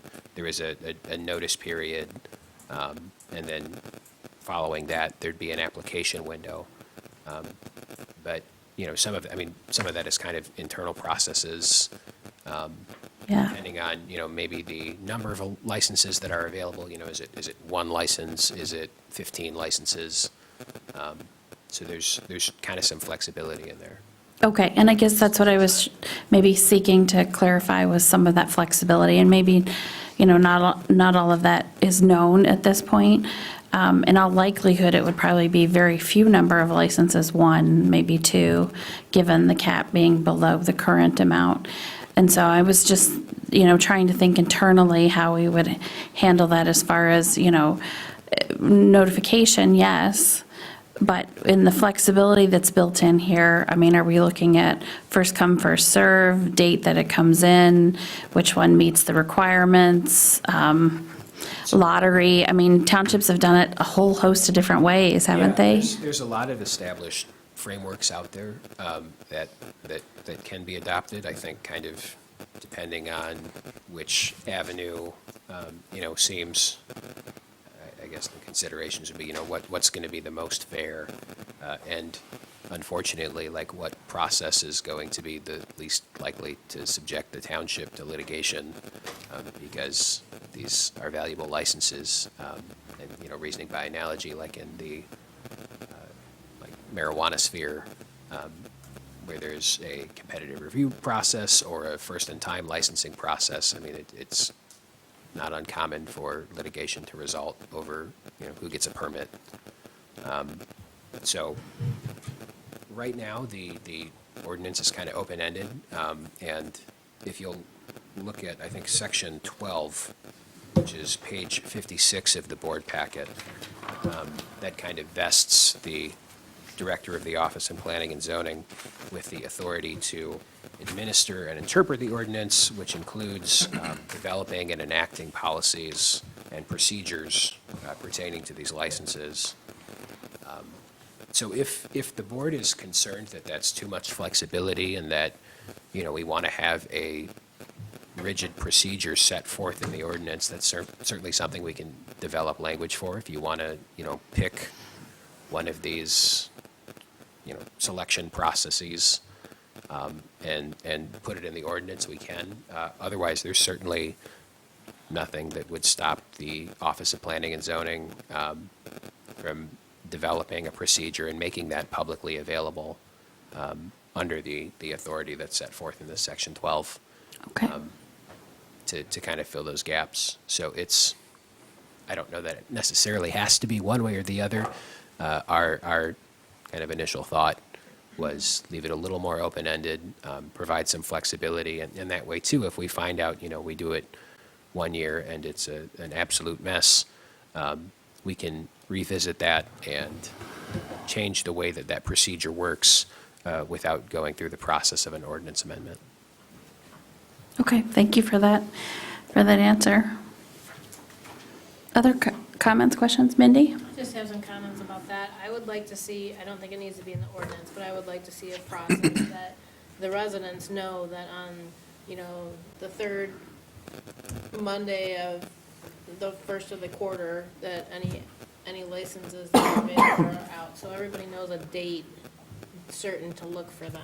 Yeah, and in the existing language that we have back on page 50 of the packet here, it does say that a notice needs to be circulated within the township. So this is something that would be publicly available. Yeah, but I'm saying even more specifically that it's, first quarter, second quarter, third quarter, Right. fourth quarter, that it's, such a, you always know, like our meetings are the first Monday of the month, unless there's something, so that they know the first Monday of the quarter, that's when you look for licenses.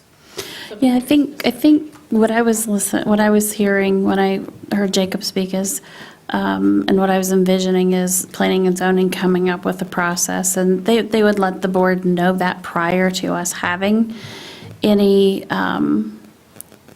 licenses available, and that, we would be able to, that makes sense to us, we see how that's going to work, that type of thing. Would probably be helpful to have it not as part of the ordinance, but at the same time that we're finalizing the ordinance. So in conjunction with or something? Yeah, just so that we know what we're talking about when we're passing the ordinance. Do we Yeah, need it so- already when we- I don't think we would need it when we pass this ordinance. However, we could either have it available as a policy draft to the board so they could know what planning and zoning is thinking doing that, or maybe a dedicated time frame when they would come up with that policy. Like I said, I don't think we would really have that issue for quite some time, but we don't want to leave it go unidentified. I just think it would be helpful to have it known Mhm. for all the parties involved. Mhm. I don't see that being a problem.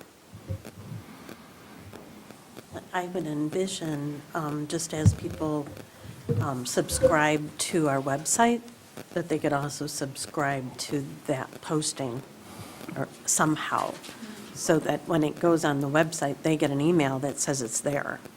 So they know to look for something instead of constantly searching to see what is on the website. And then I'm sorry, it did come up earlier. You were asking about how these licenses would be issued among the applicants. Sorry, this didn't occur to me earlier. If we look at page 49 of the board packet, subsection F, subsection 2, it says that licenses are issued on a first-come, first-served basis. So I would probably anticipate, I don't know if you were thinking some kind of online submission. Okay. Sure. Now, would that be as, when it comes available, the first person in? Or do you keep them on file? So someone can apply now? In other contexts, what I've seen is like a notice that would basically establish an application window as to when applications can be submitted and received, and then they would be processed, first come, first served, but the application would have to be complete. It does say they would have 14 days to, Yes. once they're notified, it's incomplete. Yeah, so there'd be a cure period to remedy deficiencies. So let's say you accidentally left out a piece of information, but you were the first person to submit. So there's a cure period there. Because I've got a feeling, I think Beth mentioned it, that if you reduce this to 145 licenses, and what's there, like 168 or something now? Yeah. It's going to be years before we get into that 145 section. And Certainly. have this discussion. Yeah, yeah. So hopefully we remember some of this stuff. That's all. Are you trying to say maybe this board won't be set? I got a feeling. I got a feeling. And the only comment I make, and maybe I'm way off base here, because I don't, not blaming anybody now, but some members of this board knows where we were many, many years ago with the people that sat here. And so I struggle a little bit of giving the authority to one individual that doesn't have, isn't elected. It needs to be a board decision. So they can set policy and whatever, but it needs to be approved here. We don't want to get into where we once were, because again, we may all be gone and the next group comes in, could change it, so. I do understand that sentiment. I also know, too, there's a lot that goes into just the daily application of the ordinance and how we receive things, how we, reply, that sort of thing. So some amount of flexibility works really well. But I would say, for example, it's more clearly identified now that you point out that one section, but let's just say absent of that section. I think what we would seek to have from planning and zoning is a policy brought back, so the board would be like, yep, that makes sense, we agree on that, and move forward. Like I said, this kind of outlines that a little bit better, but point taken. Yeah, I guess two things there. I mean, first, if you want to add something in the ordinance that says, the township board is going to approve whatever policy is in place for this, we can add that language. But I guess with respect to the concerns about, is this going to be vesting too much power in one individual, or is this going to, like translate well in the future where maybe, the Office of Zoning and Planning has someone else at the helm? I think it's kind of important to keep it in scope. I mean, it's really just the ordinance says that this is when there needs to be a notice sent out about when licenses are available, and then licenses are issued on a first-come, first-served basis. So all that's really left up is, how do you make the public specifically aware that these licenses are available, and how do you accept them and then process them? So it's Administrative in nature. It just needs to be written out and clear. Okay. So, certainly. The other thing, long as I'm talking, is the 1,000-foot thing. I still have a concern as being a rural resident that being a police power ordinance, we're being affected just as much, if not more, than those in higher density or subdivisions. A lot of us own 40, 50, 100 acres, and when you put 1,000 foot around that acres, you've got a square mile that may can only have one short-term rental in it. And if I have one and my neighbor who's a half mile away has one, who's it really hurting? How's it affected? I really think it should go to, if you want to use a footage, we all have house numbers, and that's plotted by the equalization department. And why can't it just be from the equalization point, wherever that number for that parcel is? I don't know that there's a specific point from equalization. That would be interesting to find, out. You got Go ahead. 1,000 numbers per mile on a road, for Yeah. instance. And so if you're at 1,000, you're right at the intersection. If you're at 1,400, you're 400, whatever the distance would be off that, and there's that point on that road. That's where your address is listed. Yeah. Yeah, there are points, in the parcel database of addresses, so we could take a look at that. I think it would probably be easier to administrate just the parcel boundaries, but I think we could take a look at taking the points and measuring 1,000 feet from. Because when you get down in the avenues, and that's where the problem is, 1,000 feet's going to be an awful lot of it already. You don't- It'll be pretty much the same, So, whether it's yeah, parcel boundaries or. Not, right. Does anyone else have any feedback on that? Well, I think whatever it is, it needs to be something that you can do. You can look at the boundary or the distance from the office. You don't have to go out and measure it physically. Right, yeah. Because that would be Yeah. just a nightmare. Yeah, I agree with your point. I think that that makes a lot of sense because you have someone who's quite a distance away in a rural setting, and it inordinately affects them. But I also understand striving to reach something that's very administratable from our standpoint in the office, too. Yeah, we'd be happy to take a look at that and just take the point, put a 500-foot buffer, or 1,000-foot buffer, and see if that's. That makes sense. Just have a question on Sure. consistency. I'm looking on page 14. It's 49 of 167. And I'm seeing under subsection D, it says 10 business days. Under E, it says 10 business days.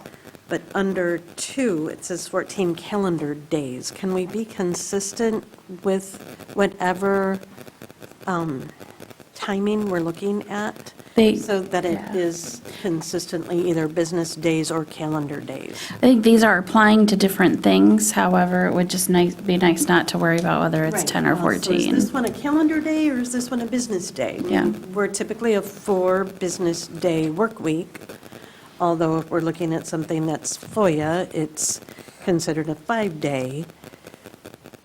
Different things that way. It would be nice that there would be a consistency, so one thought or another, it is appropriately assigned. I also think it would probably be nice to have the number consistent too, so we wouldn't have to worry about which term it is. We just know if it's 10 or 14.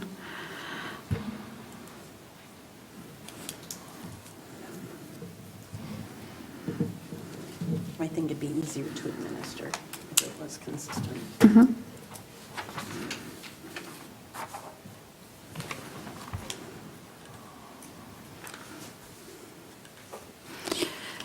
Jacob, could you delve into a little bit when you were talking about the sleeping rooms for me? Just clarify, currently right now, as you or Claire mentioned, we have 2 per bedroom plus a 4 overall. And I remember reaching back into that 2019 and 2018 timeframe. The reason that we did the 4 overall was because so many places do have that extra sleeping room where they put like 2 sets of bunk beds or something like that. So they would still have that flexibility. They would just have to make sure that room then met the criteria. Correct? And I don't actually know, I mean, correct me if I'm wrong, I don't think we have the additional 4, like kind of bonus occupancy in addition to the 2 per bedroom in the current draft of. No, we used to. Right. We used to.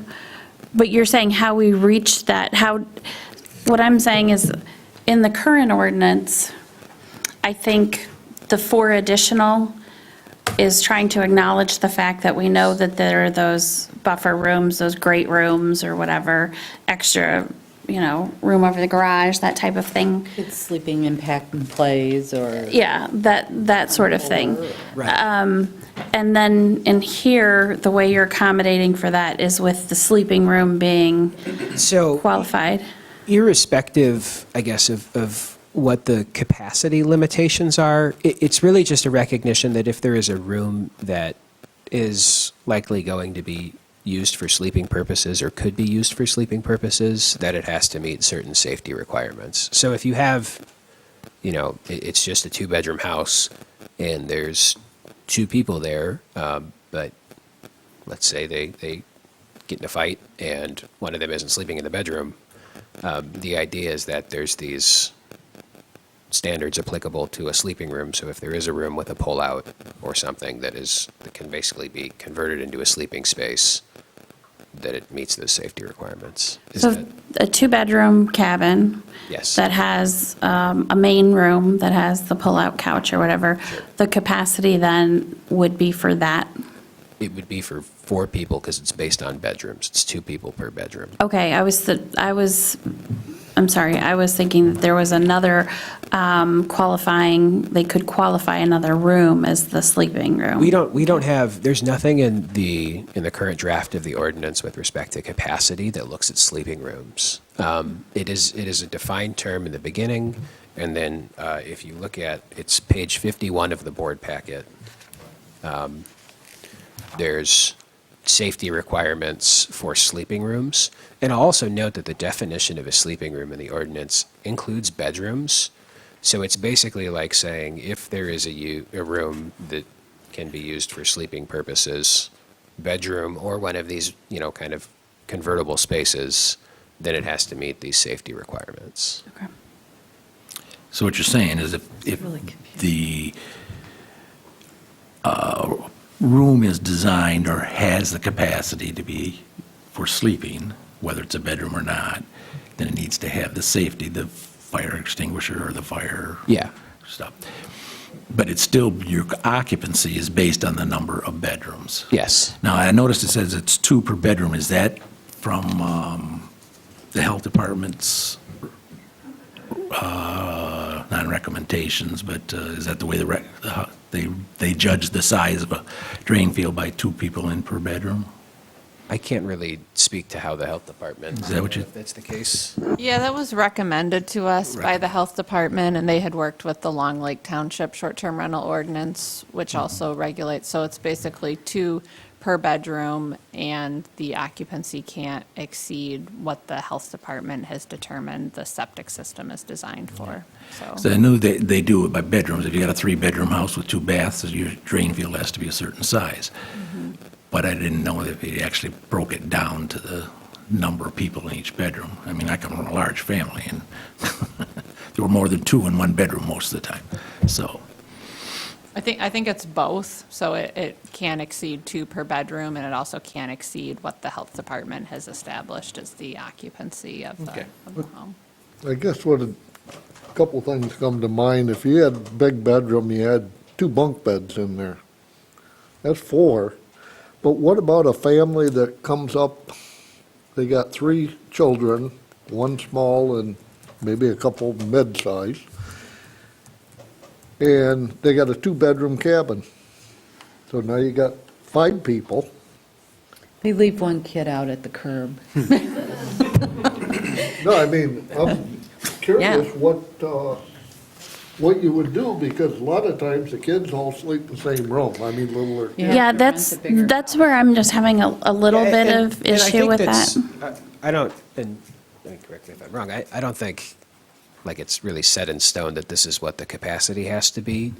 This is just, like what Claire said, this is what the health department and Long Lake work together to find what works for them. If the township wants to, take a second look at, well, do we want to have kind of that, additional X amount of people in addition to 2 people per bedroom, I don't think there's necessarily a problem with that. It's just, I guess, how far are we going to exceed, the septic capacity, and then, also, I guess, the more renters you have, that's kind of at some point gets to be a question of the intensity of the rental property. I think, correct me if I'm wrong, Claire, but I think that the part that the health department opined on is they do the septic system based on the number of bedrooms, nothing to do with capacity. The capacity portion came in from the Long Lake Township ordinance, and that's where they have that from. But, I mean, it might be worth hearing, maybe even inviting the health department to speak about that, because I think what we're trying to get at is we don't want to overtax the system, but we're realistic about these rentals, having some of that flex space, or families, and I'm not talking about a family of 30 in a 2-bedroom, but, yeah. Oh, did you have your hand up? I did. I don't believe VRBO has, where you have to list the ages of the dependents that would be coming, but Airbnb, you do. You have to assign an age to each dependent. And it will tell you if you've maxed out and can't use that home, if you've got more children than what they allow. And just from our past experience, it asks the different ages of each person under 18. And so if you've got more children and you don't have any more places to put it, you can't use that home, you can't rent that one. So, I mean, there is some thought process to that, but again, I don't know if the VRBO does, it's just the Airbnb apps that do require that you put down the ages of those folks. Tracy, did you have something? Well, to the point that we talk about, a family of 5 coming to a 2-bedroom house, and we flex it to have 4 extra people, they could stay there, but it's, our intent is a family with children, and realistically, it's going to be used by 8 adults, and they're going to sleep wherever they sleep. So, I'm not sure how we get whatever we set is, there's no assurance that it's going to be used the way we intend it. No. So, we have to look at that realistically as well. Right. Yeah. And that goes back to the example that we use a lot of times with, speed limits. You put that out there as, well, we don't, but state police does, as that's what people should go by. not all people are going to adhere to that. Right. So I think we're just trying to strike that balance where, Right. we make sure that they're not overloading a house, overloading a septic system, yet we're not making it so minimum that the neighbor who is like mono-focused on them is going to call us when the 2.5 child, the 0.5 child is there. Right. Yeah. I think Sue brings up a good point, if there is some way of setting it up so that they have to give the age. Yeah, but that's by the rental app. And who knows Not which, us. that's only one of Right. how many are out Several. there. Yeah. I don't know if flexing 4 in any one rental is a big deal. Even 8 adults in a smaller cabin, it's only going to be a week, maybe less than that. Week every week. Well, I know, but I think it's the odds are against it being 8 people, 8 adults every week. So, and most of these houses, as we've heard out here, I mean, they're big homes that are on the lakes. And I'm sure the systems are designed to accommodate that. Well, I do like the fact that we want, any short-term rental has to have an approved, septic or drain field or whatever that is, by the health department. So we no longer will have those systems out, on the lakes that have been there for 50 years that are held together with binder twine that's rotted and, A lot of them are holding tanks, too, so. Right, but at least they have to function because the health department has to approve it before the short-term rental license can be issued, correct? You mean currently? Or Well, the way that this currently is and in the drafted? future, I don't, So the current ordinance really just requires an inspection. Right. And pumping. Could be every pumping, 3 years. yeah. So, but it's not tied to the number of guests, so they could potentially have an undersized system Mhm. that is, also theoretically could be used 365 days a year if they have continuous renters. So that's a consideration. yeah. So this improves that situation. Right. But see, Addresses it. I also, if it's a family home and those people are living in that home 365 days a year, what's the difference then, whether it's rented or if it's the people that live there? That, I do appreciate the fact that we're trying to limit the size, because we've rented a few bigger places, we got a big family. And when you just read one that says, sleeps 24, holy cow. And then you start reading through it, well, it's only 5 bedrooms. Yeah. But then it's got, pull-out beds and sleeping areas and whatever, but usually they're huge homes. But still, the idea that we should have some kind of limit to what's going to So what I'm hearing, if I'm kind of bringing it all together correctly, is that we like the adherence to the septic provisions through the health department, but we are comfortable with the flux factor of the additional individuals that was under the current ordinance. Is that correct? Yeah, or we Yeah. could compromise instead of 4, reduce it to 2. Yeah. Mindy? As I recall, the current ordinance was based on looking at a 2-bedroom cottage with 2 families with 4 kids. So 2 adults per bedroom and 4 kids in the sleeping area is where we came up with that number. Yeah. I don't know that's what is actually renting these cabins, but that's where that number came from in the first. And we talked a lot about 2 bunk beds in a room, which is 4. Yeah, so, Yeah. a long time ago now, but that was the discussion and how we got to the number that. And the complaints we're hearing are not those individuals that are using these systems, it's the ones that are using those homes with all the adults with a different intention than a family vacation. That's the ones we're hearing the complaints about. Yep. Just as, I guess, food for thought, since we're kind of focused on like the flex of 4 people. One thing, if we wanted to make it a little bit more complex, but maybe a little more tailored, that we could explore is, having a flex number that varies on the amount of bedrooms. And it doesn't have to be like different per every bedroom, but, say houses with 4 bedrooms or less can have X many additional occupants, and houses with more than 4 bedrooms can have X amount of occupants. If you wanted to add a little bit of flexibility. To scale it to the size of the house. Scale it to the size, because, maybe 4 extra occupants in a 6-bedroom house isn't really much, but in a 1-bedroom house, that's 6 people. Yeah. So, I think that's a good point. What do other board members think? I think scaling it that way makes some sense, at least initially, to have that discussion.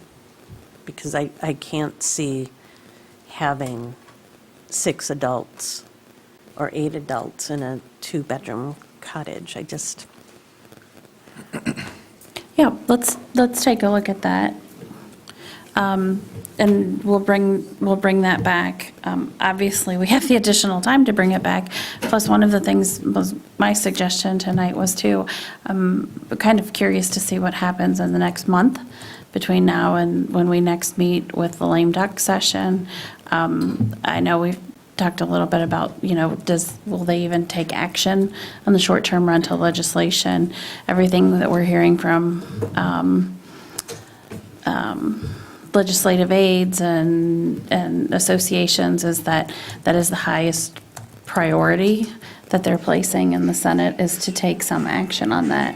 So I know that we've said that we think that some of the impact will be very limited for us, but it would still also be nice to know that before this is cemented as well. Other topics on here in Claire's, as I said, in Claire's memo on pages 43 and 44. I had a question about this visitor thing. Page 50, under C, 6C2. I feel like I'm, so in a 2-bedroom house that can have 4 people, they can have their family that's renting a house down the street come, but only if there are only 2 people renting down. 6 total. No, it would be the 4 occupants can have 6 visitors during that visiting Okay, period. I misunderstood that then. Thank you. That was my need for clarification. I'm like, yeah, who's gonna, that was very limiting, I in thought. fairness, I find that kind of math very challenging myself, so you're not alone there. Yeah. Okay. can I ask another question? Sure. Going back to comments that were made under public comment about porta-johns and privies, that isn't a calculation that is currently being used for the health department being able to allow those in Long Lake, right? I mean, they're an excluded system, right? Yeah, the health department's calculations are based on the amount of, I think, bedrooms flush this toilets. system is designed to accommodate. So those wouldn't play into that. And so do we need to denote that anywhere, or, I mean, our big... I mean, if we wanted to add language that said, porta-johns and privies are prohibited, I don't think that'd be a problem, if that's a concern. I mean, I guess one would expect them to be, but is it being used now so that we need to have that somewhere denoted? I guess I'm not really following what you mean by, is it being used now? Our current rentals, basing their, are they our current short-term units, are they using those facilities in their current rental situation? No, And is that something we want to have continue? We have had, I think, one concern that there was a porta-john that was used, that was being used as a part of a short-term rental operation. Nothing that staff reviews would be permitting a short-term rental operation when there was a porta potty or a privy as the waste source. So, if that answers your question. Well, I know what you're going And that at, was but- followed up on, and that was, that was taken care of. So you're basically asking, can an applicant count a porta-john or a privy as appropriate waste disposal? As an appropriate? Yeah, and no, if you look under, if it's on page 16 under or J, and it says all septic systems shall meet the health department, but it doesn't say they have to be septic systems. But if you read further on the next page, it says, for those short-term rentals not connected to a public sewer system, wastewater system disposal shall be a properly functioned and be maintained in properly functioned condition, and inspected every 3 years. As used in this subsection, properly functioned may include but shall not be limited to documentation for septic. And it does mention a dry well. It doesn't say that you can't have a privy or a porta. Yeah, I think maybe we could draw that out a little bit. I don't know that we want to, I mean, maybe you do, and that's fine if you do, but do you want to say like a privy or a porta-john, or I mean, there's so many different things, right? Do you want to limit those, or maybe through a definition, we want to say the only disposal that will be permitted is a properly functioning, septic wastewater system. Well, would you bring that up Has first? to be an thing I indoor think about? toilet. The other reason somebody would have a porta-john if they got a septic system that is not functioning properly. Or a I mean, that would be a first clue. True. I know in some areas, like up on Drummond Island, they do have composting toilets in some of their units that they rent out. But you know about that going into it, and it's something that is allowed there. But is that something that should be allowed here? I think what we can do is have the language reflect that it either has to be on a public wastewater disposal system, which is sewer, or it has to be a properly functioning septic system through Grand Traverse County. So that leaves out a privy by or a porta-john by any name possible. It does still allow a holding tank that some of our homes on the lakes have at this point. Well, we'll have that written into, the appropriate language to acknowledge that. Sure. Thank you.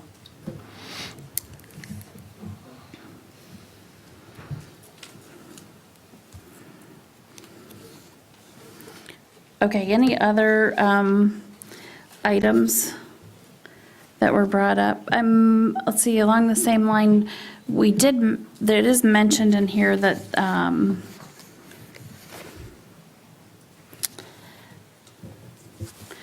like this doesn't include camps and campgrounds and so forth. And there was a suggestion about boats and tents. Where are you at? Just page 10, page 45 of the packet. And I was just referring to the public comment that said, do we want to further Right. define a dwelling unit? And again, I'm not sure where you stop, but Well, I think, I guess, first off, it's not going to hurt to include those exclusions. yeah. But, I mean, it has to be a group of rooms located in a building. I don't know that a boat or A boat is not a building. satisfy either of those. A tent is not a building. And we do already exclude houseboats. Yeah, and campers. I think boathouses is one that, just because that is, that's on the ground, a houseboat is floating, and so there are, boathouses that have been built over the years that would probably be good to add in there. Okay, that makes sense to me, that dwelling unit definition seems fully fleshed out. I don't see where a tent would fit within the building. And going to boats, you've already tackled that with the houseboats in there. And it also has to have, sleeping and sanitizing and cooking facilities, all that. So. Yeah. Is that fine for other board members? Okay.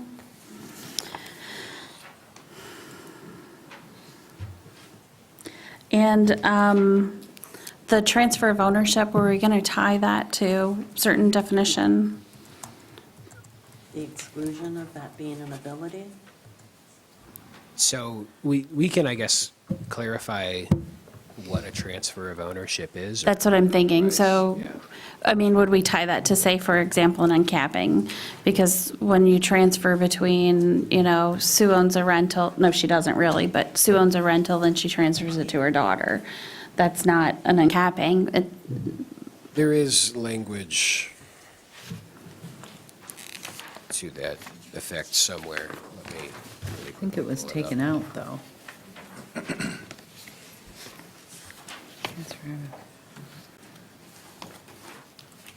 So yeah, if you look at section 11, this is on page 56, it says short-term rental licenses are non-transferable, and it's void upon transfer of ownership. And then there's other sections relating to, what you said is uncapping, but basically just an X amount of days after a license becomes available, it needs to be advertised.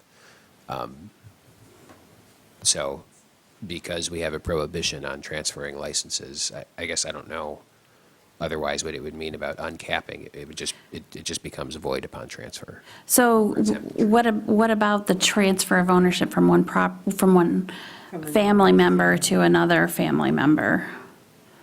Like at the time of death. So I guess that isn't something that's contemplated by the ordinance, or maybe not explicitly contemplated by the ordinance, but it says non-transferable.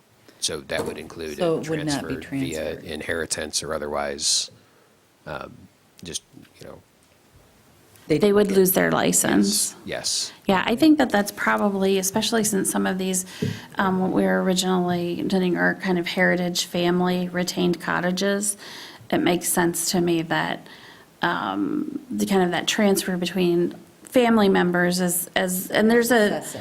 right, assessing defines it in a certain way, it's not, Generation. I don't think it includes step, I can't remember. Children. And I But- don't think it identifies between Step or, step and.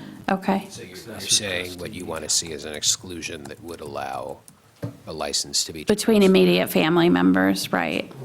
As long as it doesn't come on cap. Yeah, and that That'd wouldn't, be the simplest that, way. yeah, that's what, those wouldn't trigger an uncapping.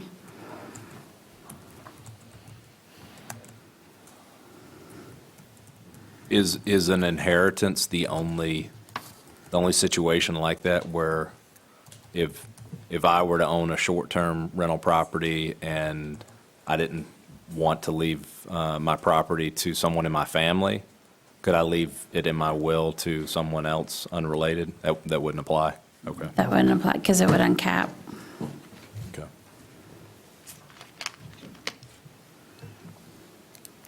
And kind of along the lines of the comment on the transfer of ownership, the application is actually tied to an individual. There's a lot of discussion about LLCs, and I know this is a typical process for a lot of properties out there, second homes or rental properties. But is there a scenario where, say, an LLC owns a property, and instead of the property being sold necessarily outright, that the LLC is sold? Yeah, I mean, that would be possible. That kind of gets to my concern earlier, where and I don't have a lot of familiarity with the actual, like, how permits are issued, whether that's to, I mean, are there permits that are issued to LLCs? Yeah, so the concern that I was talking about earlier in terms of transferability is, okay, you have an individual that owns a permit, obviously they can't transfer it. If you have an LLC that owns a permit, like you can just transfer the LLC, the ownership of the permit remains the same, but functionally, someone else now owns that LLC and has the permit. Yeah, because the LLC, as it's formed, it kind of keeps the owner sort of in the shadows, kind of. Yeah. And that would, you would never really know who owned it. It could continue in perpetuity as that LLC theoretically under however many different And owners. so if that's something that the township wanted to safeguard against, I guess you could, require, I mean, I'm just kind of shooting from the hip here, but, basically an identification of the owner of the LLC, and then we could include language that says, basically a transfer of the controlling interest in an LLC is going to be treated as a transfer of the permit, and it's going to void your permit. But couldn't it also be tied to the actual application? The application requires an affidavit that that an owner, an individual, whether it's an owner or their representative, designated representative, has to sign off on it, right, on the application? And it's an individual. I can't come in here with a ski mask and a skin suit on and sign up for Matt Cook LLC. I've got to be a person with an identification. So could you somehow tie it to that process? I mean, I think that could be something that we incorporate in the application requirements moving forward. I think maybe the problem there is that wouldn't apply necessarily retroactively. Although if we included it in maybe renewal applications, some kind of owner affidavit, maybe that would be. So the homes that are currently owned by an LLC are still owned by that LLC. We wouldn't necessarily have the controlling partner's name and information with that for existing ones, correct? But the thing is, though, if you had a home that was owned by an LLC and the LLC was transferred, wouldn't that come uncapped? No, not if the LLC is the one that owns the property. So if I'm understanding what you're saying then, I could have an LLC. I could have rental houses in it. I could keep transferring the LLC and they'd never come uncapped, even though the ownership technically. Huh? But no, there is a mechanism because, there is a documentation that tells you who owns the LLC that you have for, so that if transferring the interest, yeah. interest in, it's going to my kids, then there's a paper trail that shows that Dennis and I were the owners, and now we're transferring it to, our kids. So there's no break in that assessing change for the uncapping. So there is that documentation with an LLC. Not all LLCs have it, but we can require that, and they can get it. That would solve the problem Right. we're talking about. Yeah.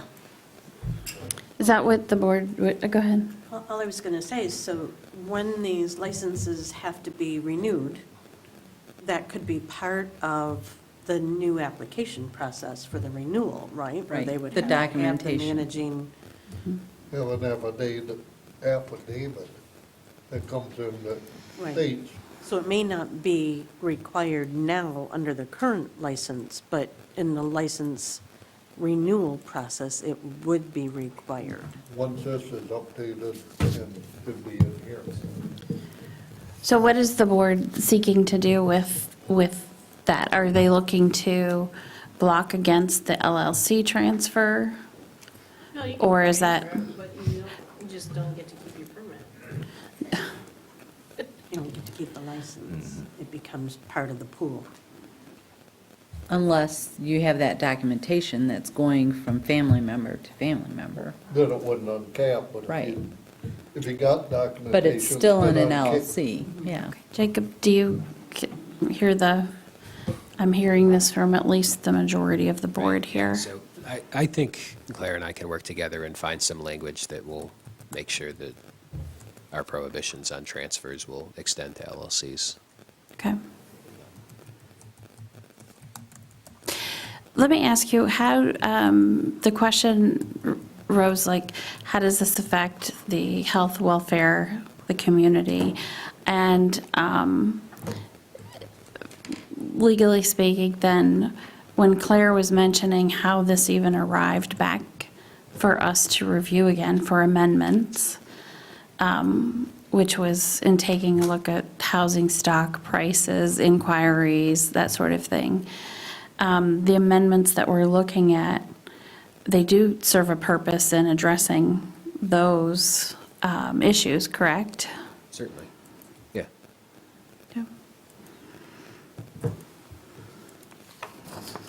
And when you're looking at a decision of distancing between short-term rentals, Well, the concern in my mind is both the over proliferation of these uses as well as the clustering of these uses and their impact on adjacent properties. So a separation distance, I mean, it ensures that there's not too many in one location. And, you know, I don't know that there's necessarily like some kind of mathematical formula that's going to give you an exact certain locational distance, but given the concerns identified by the township, to me, that's a reasonable fit. Okay. In safeguarding against those problems. Sure. Glenn, did you have a When you're comment? talking about health, safety, and welfare, when we talked on a previous meeting about noise and what have you, someplace along, and I can't tell you whether it's state of Washington or Washington DC, but it talked. There's a big difference there. Noise, that if you're disruptive to your neighbor, that falls under health, safety, and welfare. I mean, something that simple. I don't know what Michigan laws are, I'm just, Well, tell me again, what I ran Well, across. no, Michigan law, I mean, a lot of communities have things like noise ordinances. Those are adopted under a municipality's general police power to regulate for the health, safety, and welfare. So noise is certainly a component there. I mean, things like aesthetics, property values, character of a neighborhood, all of that. Okay. so Claire and Jacob, do you think you have enough to move forward with some changes here? Okay. Any further direction from board members or thoughts? Just one last one for me.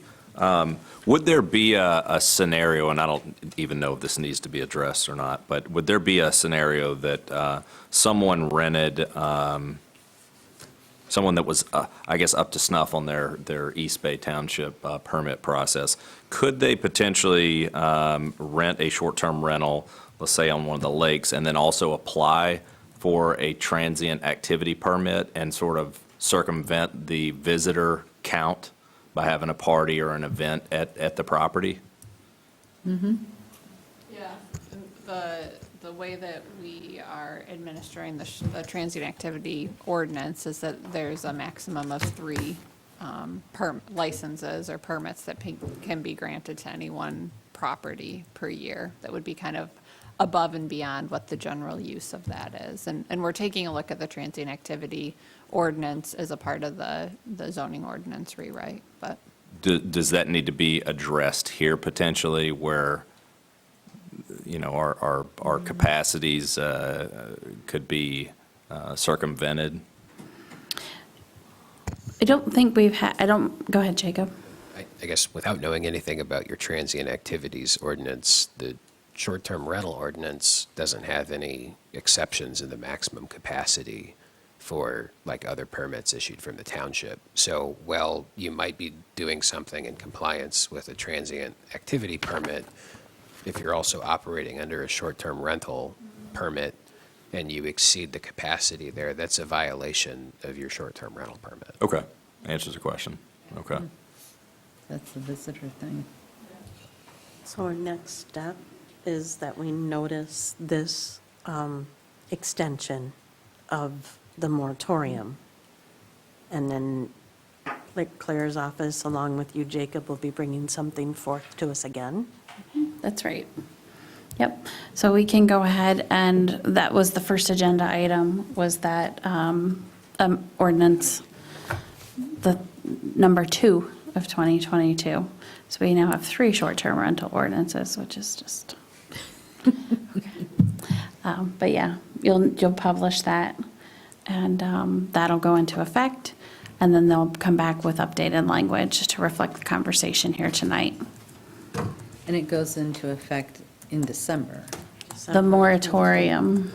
Right. The extension. Extension. It'll go into effect once it's published, but it'll be extended until June 22nd of 2022. Okay. 6 Because the months date. past the Right. December 22nd. Okay, thank you. I know we had that question, but I just wanted to, again. So for legal ease, Jacob, is that something that you can write up as a legal notice, or Claire? I just don't want my lay ability, it's someone that doesn't know the legal ease, I don't want to be writing up. The notice of adoption of the We moratorium? we do a synopsis. We do a synopsis to put in the paper. Yeah, that's totally fine. We can probably even just take a look at the previous synopsis. I bet he did it before. It's And entirely just possible. And just change it to ordinance number 2. Yeah, and if you have any questions, or if you want to run it past me beforehand, that's totally fine with me. Appreciate that. Thank you. Okay, well, thank you very much. Appreciate it, Thanks for having me. actually. Okay, with that, we will move on to the fiscal year 2023 budget. That begins in your packet on page 61.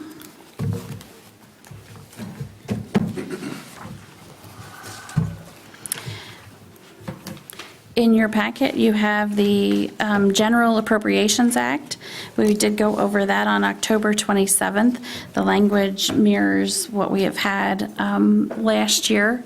And we are beginning our resolution numbers with number 23. And then you have information on the COLA. You do have the COLA CPI policy in front of you. That's the township's policy, as well as just some information on COLA and CPI.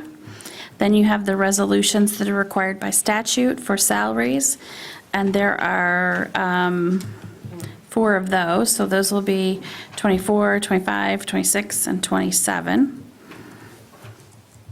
You have the resolution establishing the wages, and you'll notice that that was updated with the revised amount, which reflects the COLA that was through the Social Security. That resolution would be 28. You have a cover memo on the fees, and I will tell you, there was direction last time and some interest in the township looking at the fees overall because of the increased costs of generally operation.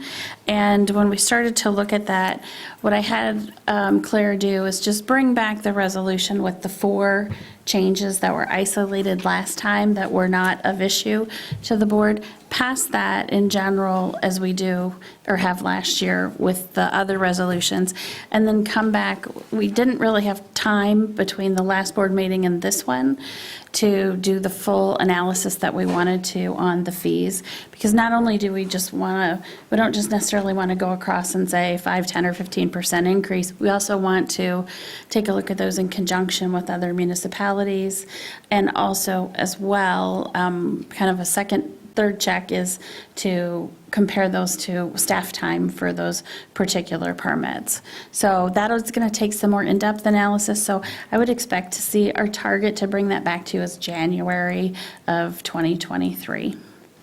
So, so those additional changes aren't in there, but those, I believe it was 4 highlighted areas are in that resolution for the cost of the permits, which is 29.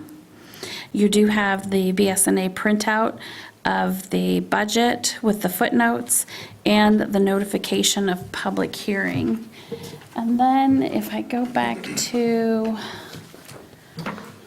the board minutes of October 27 and just look through the notes, I've talked about the cost of permits. It has been updated to add the $6,000 under the maintenance agreement. I did not put any in the commission meetings. I didn't see that line item added. So we can do that, or we can shift it. It's a pretty inconsequential amount for those meetings, so we can do whatever the board, pleasure of the board is. And then, let's see. I think the biggest The- thing is the consistency for board appointments. They're paid the same rate. for Yeah. the Planning Commission. Yeah. And- Yeah, and we've established that, so, yep, I think that's absolutely fine. And then it is updated so that am I reading this in here? I recall that I had the 2 projects in there. If you remember, I accidentally had the 1 project in there, but not the second. It was the CIP and then the, let me find that in the footnotes.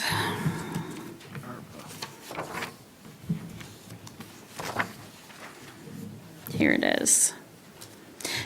If you remember, it was 101, 101, 803, and I only had one of the projects in there, and this does have both of the projects in there. We talked about those. No, the capital improvement plan and the personnel manual rewrite. But previously, on October 27th, when I brought that to you, I only had 12.7 in there, and I said that was the CIP plan. Well, number one, it should have been both, which is the 12.7 plus the CIP estimate at 15, so it should have been both.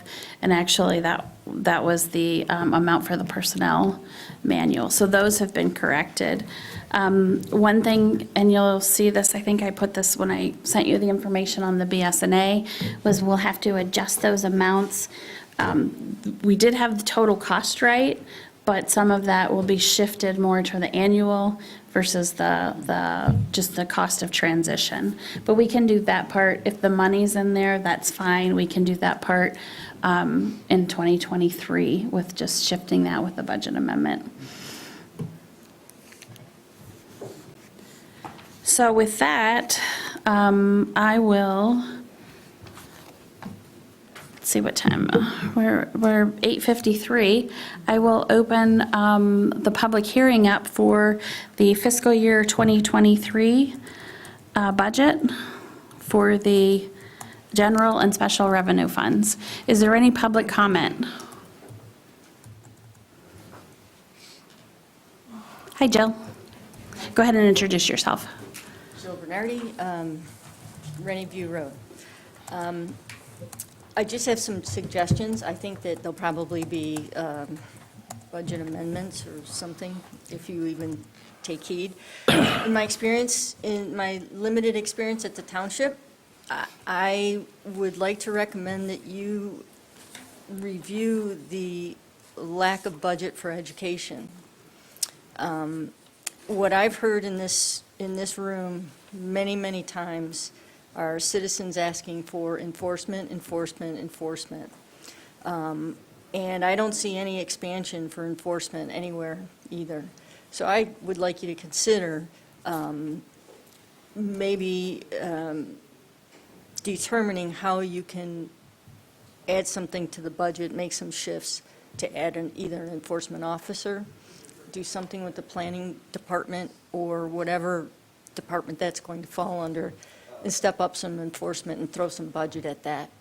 I think it's pretty evident, even just today, that there were some complaints about enforcement. And we all know that that's limited in the township as far as ordinance enforcement. So I think this would be a perfect time to figure out how to pay for that. And I think that just goes to staffing. And then training. I've researched a number of different places across the state, across the country, and their requirements for new planning commissioners, new trustees, new officials. And it is overwhelming to realize that our township doesn't require any training before someone's allowed to vote on something very significant to our township. And I think you should put something in the budget, and actually coming up with ordinance as well, that new, whether it's a trustee or a planning commissioner or someone on the zoning board of appeals, be educated and have some requirements that they pass some basic testing and have some knowledge before they vote on something that they are not up to speed on. No criticism, but I think it makes some common sense. So there should be something in the budget for Planning Commission. In 2021, for the Planning Commission, it spent $428 in total on education. 2022, and we know there were a lot of new people on that Planning Commission in 2022, $381. And you've budgeted in '23, $500 for training in the Planning Commission alone. I don't think that's a good way to manage the township, and I suggest you look at that. The other thing that I was concerned about was the accessor. Center Ice looks to me, if I read this right, that Center Ice in 2022, it looks like the legal expense was $11,500 and the appraisals was $97.50. That's a lot of money. Yet in 2023, you've budgeted far less than that, and maybe half of that. And I'm wondering, with all the projected growth, do you anticipate the potential for less tax tribunal activity, and therefore you've lowered the budget for 2023? There's an incoming hotel, I believe. I think there's potential for some tax implications there.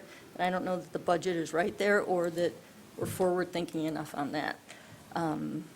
I just think that enforcement budget, training budget, and looking at people that are going to come in, the new growth in the taxes in the tribunal, to make sure we tax these people properly when they come in is important. So that's my 2 cents worth tonight. Thank you. Thank you. Further public comment? I wasn't sure if you were leaving or going for public comment. Drive safely. Thank you, guys. Thank you. Hello, Mr. Bednarz. Would you introduce yourself? Ralph Bednarz, 1380 Autumn Trail.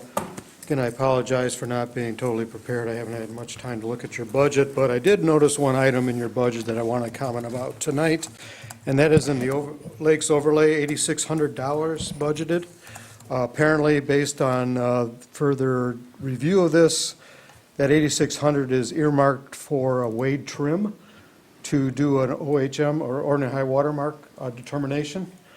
I just want to encourage you that you want to make sure that the appropriate expertise is in place to do this type of work. You don't want to just get an engineered OHWM. You want to get a science-based OHWM that is tied to a benchmark, surveyed into a benchmark for an elevation. And I have to question if the appropriate expertise is in place in that engineering company. Just be careful on that, do your due diligence. Thank you. Thank you. Further public comment? Okay, seeing none, we will close the public hearing at 8:59 and bring the conversation back to the board. Discussion on the resolutions that are in front of you. First, we have the Resolution 2022-23, which is the General Appropriations Act that outlines the revenues and the expenditures for the general fund and special revenue funds. It also, as I mentioned to you, does include the changes that we made. I don't know if it was last year or the year before. The year before. But remember, we kind of got caught, it used to have a very dedicated, you could not touch the wage or the capital, and we just have that allocated under an amount and that we cannot change wages.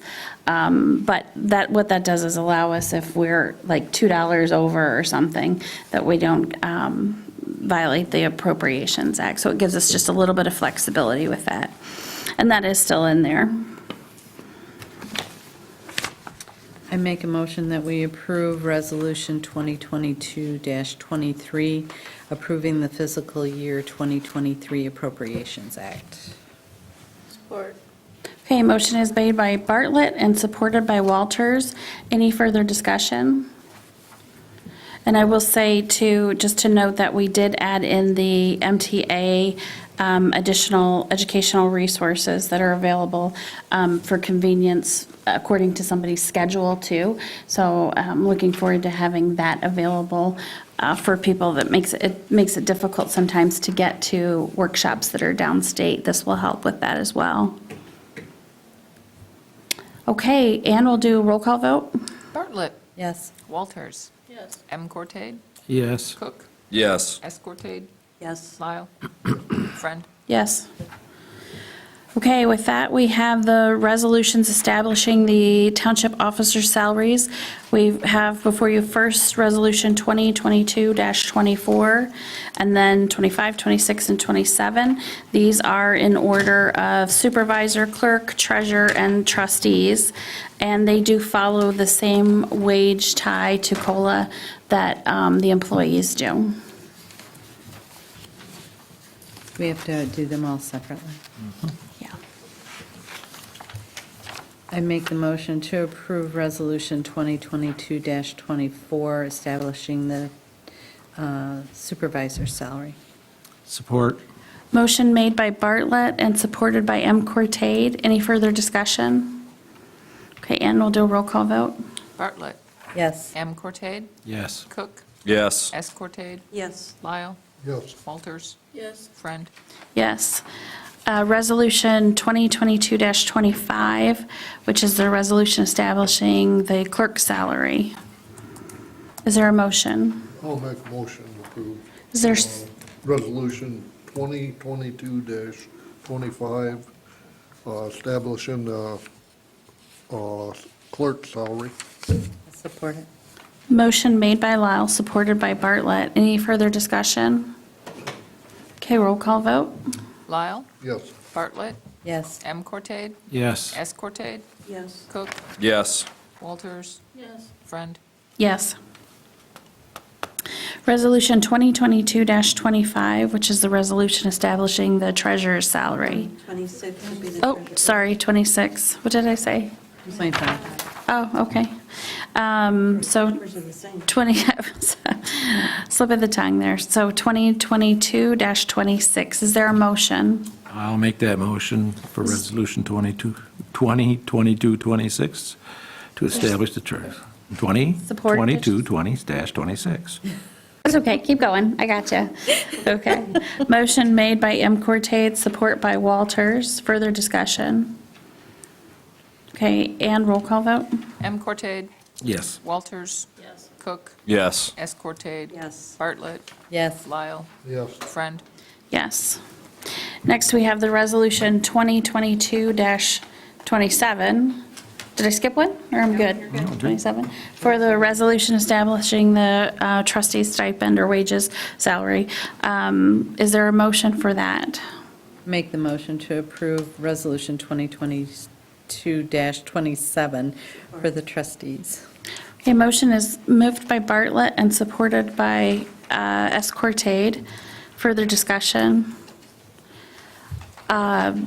Roll call vote. I almost said all in favor. Roll call vote. Bartlett. Yes. S. Cortade. Yes. Lyle. Yes. M. Cortade. Yes. Cook. Yes. Walters. Yes. Friend. Yes.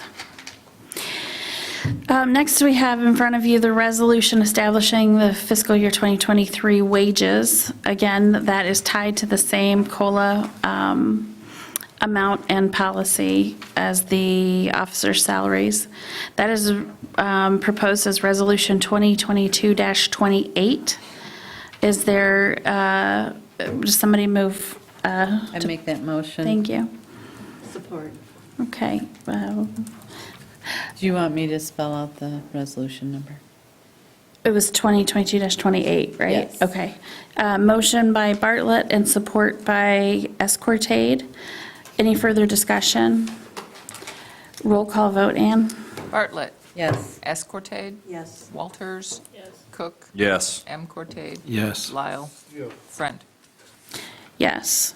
The next thing in front of you is the resolution establishing the fiscal year 2023 cost of permits, application fees, licenses, and initial escrow, proposed as Resolution 2022-29. 29, and again, just noting that we'll be bringing back further detail in the first quarter, hopefully January of 2023. And is there a motion for this resolution? I make that motion for 2022-29. Motion made by Bartlett and supported by Walters. Any further discussion? Okay, Ann, we'll do a roll call vote. Bartlett. Yes. Walters. Yes. Lyle. Yes. M. Cortade. Yes. S. Cortade. Yes. Cook. Yes. Friend. Yes.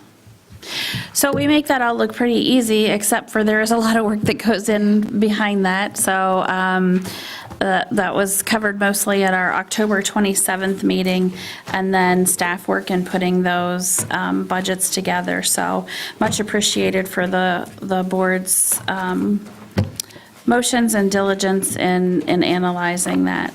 Okay, so we will move on to the 2022-25 auditing services. And you'll remember we talked about this as a component of the budget process. If anyone has that page number, if they could shout it out, I think. 137. Perfect. All right. So you do have some pretty extensive cover letter here, just explaining, why we're looking at changing off the cycle of that policy.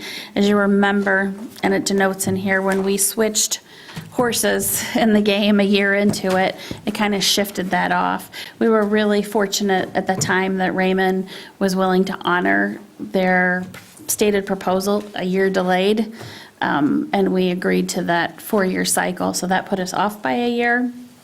And again, I was thinking about this when the Metro did something very similar, asked Raymond for a proposal to continue, and so that's what we did. I think, Mindy, thank you for being here, appreciate it.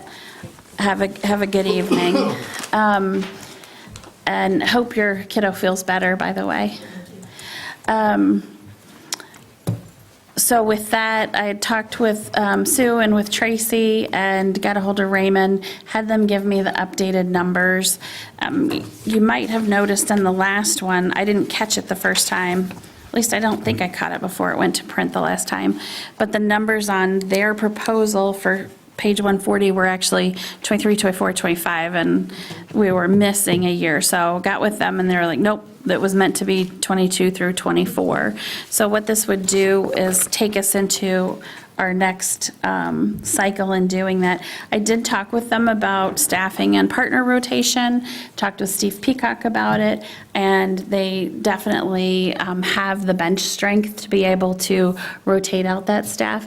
And really, they would defer to the township on what staff to be rotated. So, right, they have their staff that comes in here, or during COVID, did it remotely.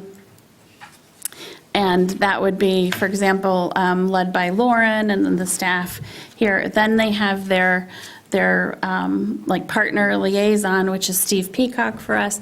But then there's also someone that we really don't see as much, and that is their designated like industry specialist, who's a partner who signs off on it. And so in listening to Steve talk about each one and their responsibilities, I asked him if it made sense. We discussed, it's the board's discretion, but if we were going to request a rotation, what we would do is request the rotation of that.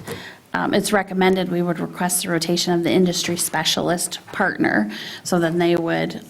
Different. Exactly. We would have that consistency of still working with Steve, who knows the issues at a very high level and presents to us, and we would also have the consistency of the staff here who's used to, kind of our procedures and so forth, and but yet that industry specialist would be a different set of eyes. Well, I think the biggest goal is not to have complacency. Right. That they're looking at it from a perspective that's fresh, that wasn't always had previous to all of us being here. Yeah. And that's why we put that in. Yeah. I think the township at one time had auditors for 25 years that didn't really change, and that created an issue. Although I will say, most issues, embezzlement, that type of thing, which we have had issue with here previously. Don't anyone who's new to here get alarmed. This is years ago and dealt with.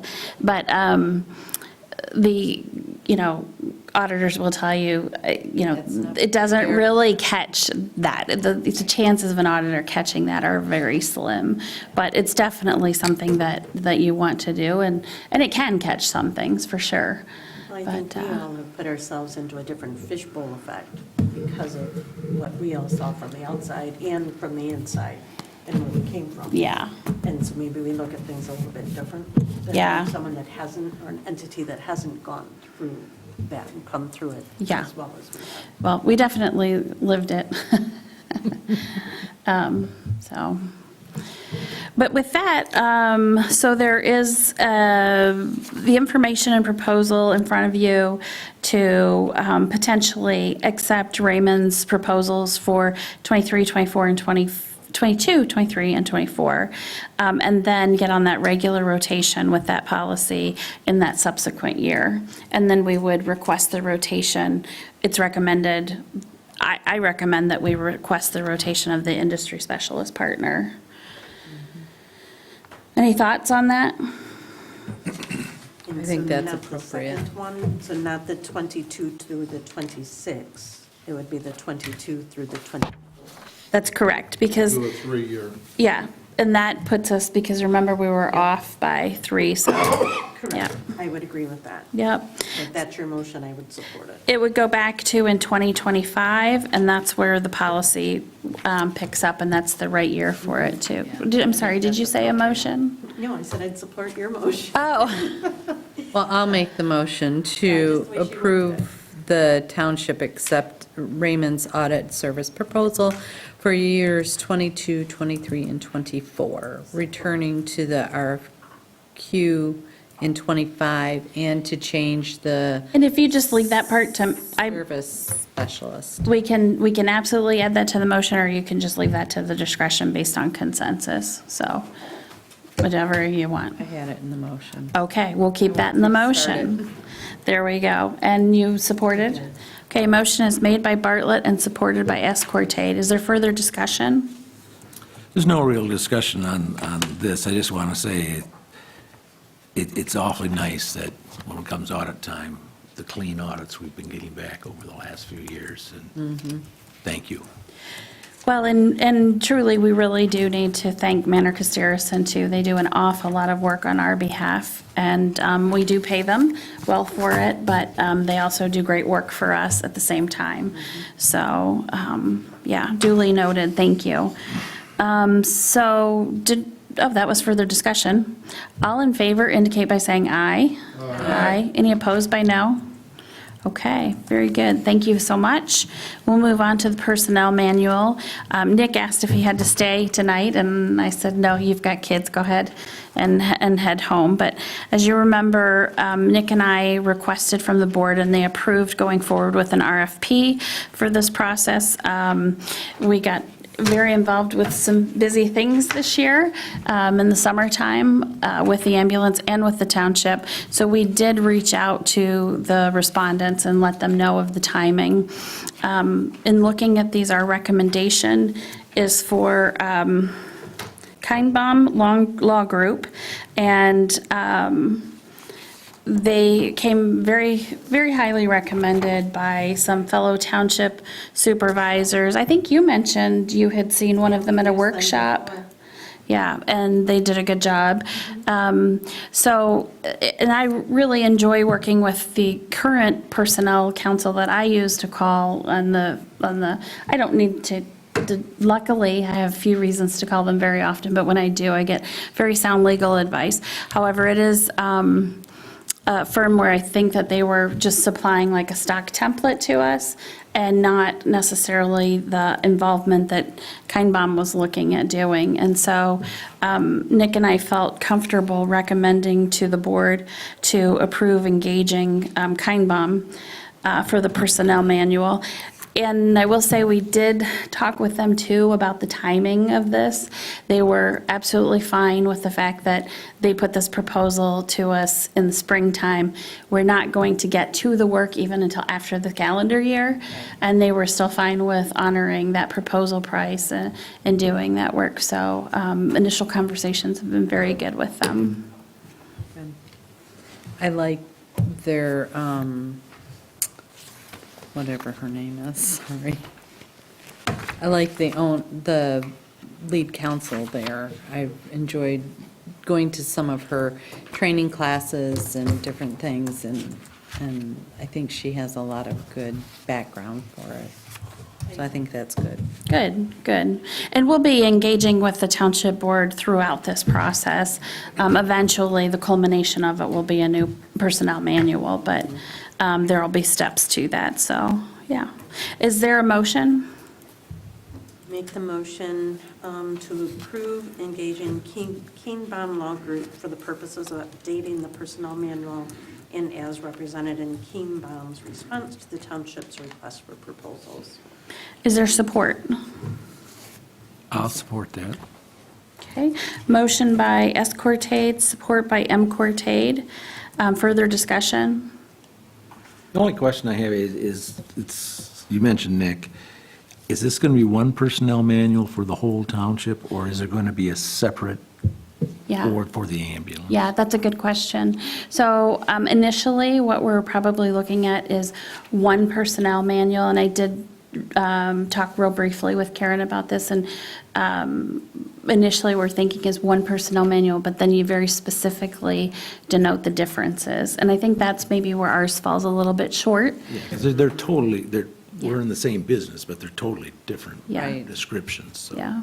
Okay, good. Yeah. From work week to holidays. And we've even talked about, too, how different, appointees are versus employees versus, a different agency like the ambulance. So we'll be looking at those issues, too. Because like right now, so for example, we give them all of the information for a personnel manual, and I think new appointees sometimes are like, what?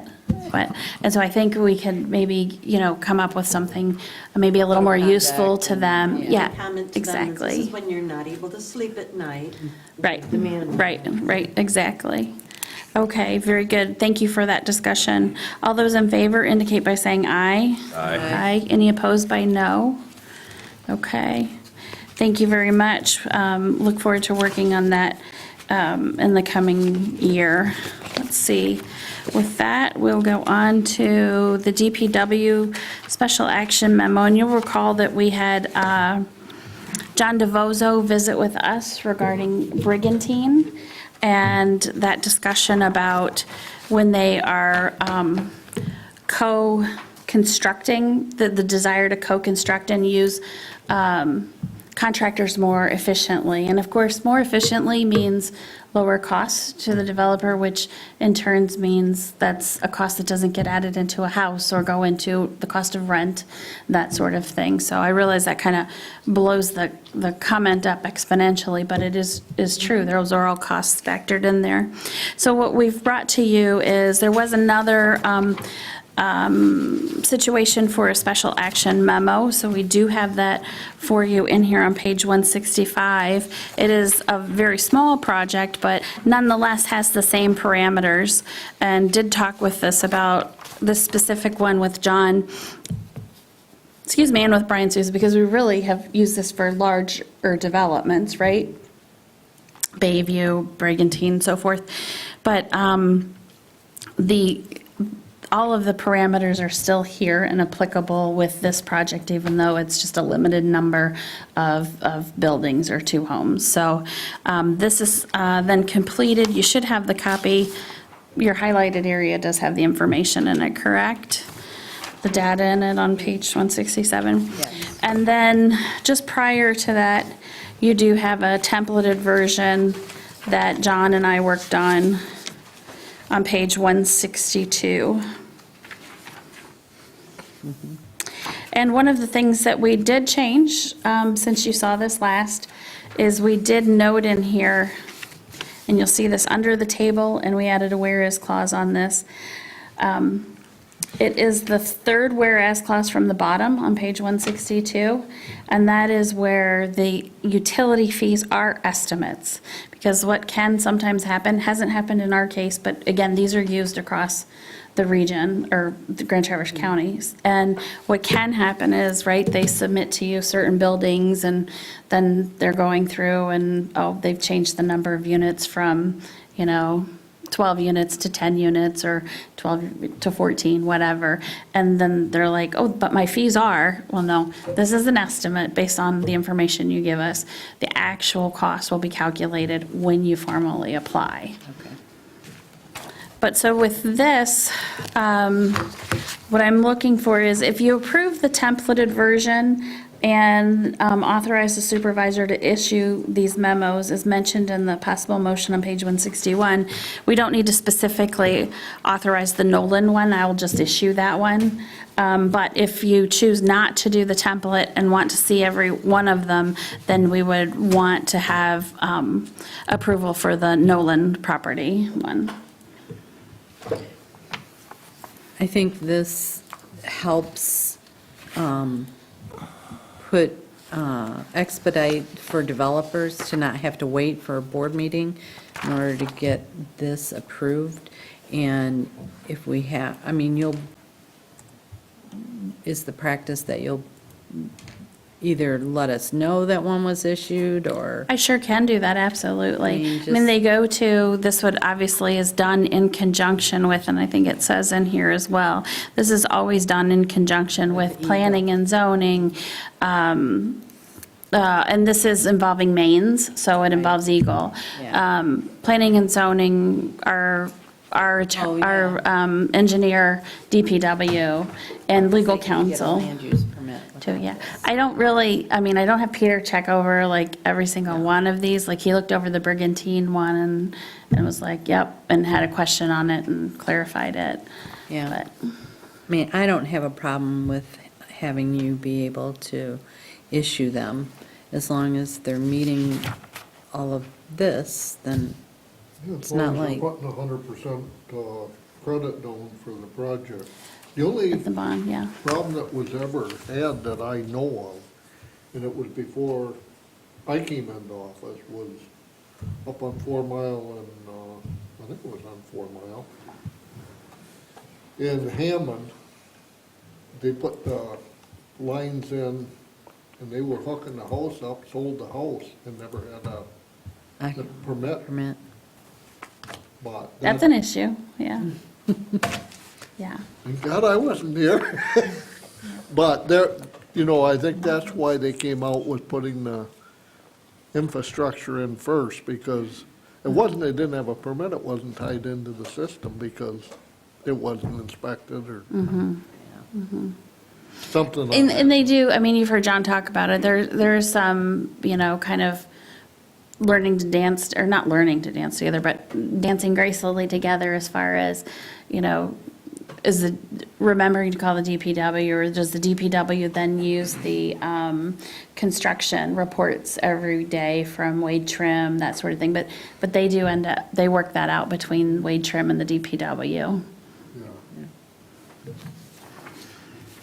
Okay, did you have a motion or no, or anyone? I make a motion to approve the special action memo template presented today and authorize the supervisor to issue such memos to the Grand Traverse County Department of Public Works as needed. Support. Okay, motion is made by Bartlett and supported by Lyle. Further discussion? The only question I have is this meter size. We had a special meeting maybe 2 summers ago, like the end of, One summer ago, yeah. July. Well, it was this summer too. And is this part of that, or is this something? Okay. Yeah, it is different than that. I just seen it, In that, that has been, just stewing on me as far as going back to that, because it is, and other townships are going through that same process as well. But that's been on my short list to reignite that with John DeVozo and well as Brian Souza. And I also think it is actual not terrible timing because we've talked about the CIP plan as well.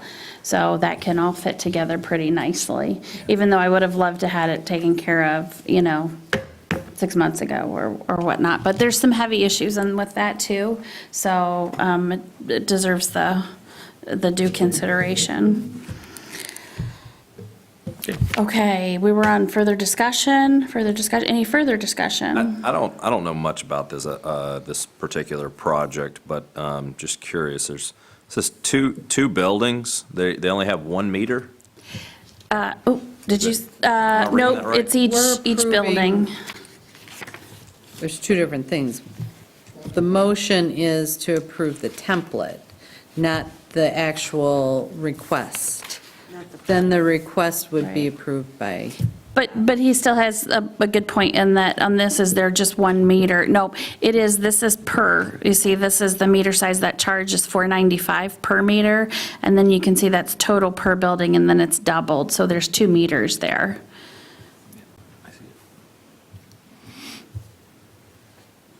So there's a $25 water and sewer, $4.95, and then $3,900 each. Yep, I'm following. Yep. Okay. Yep.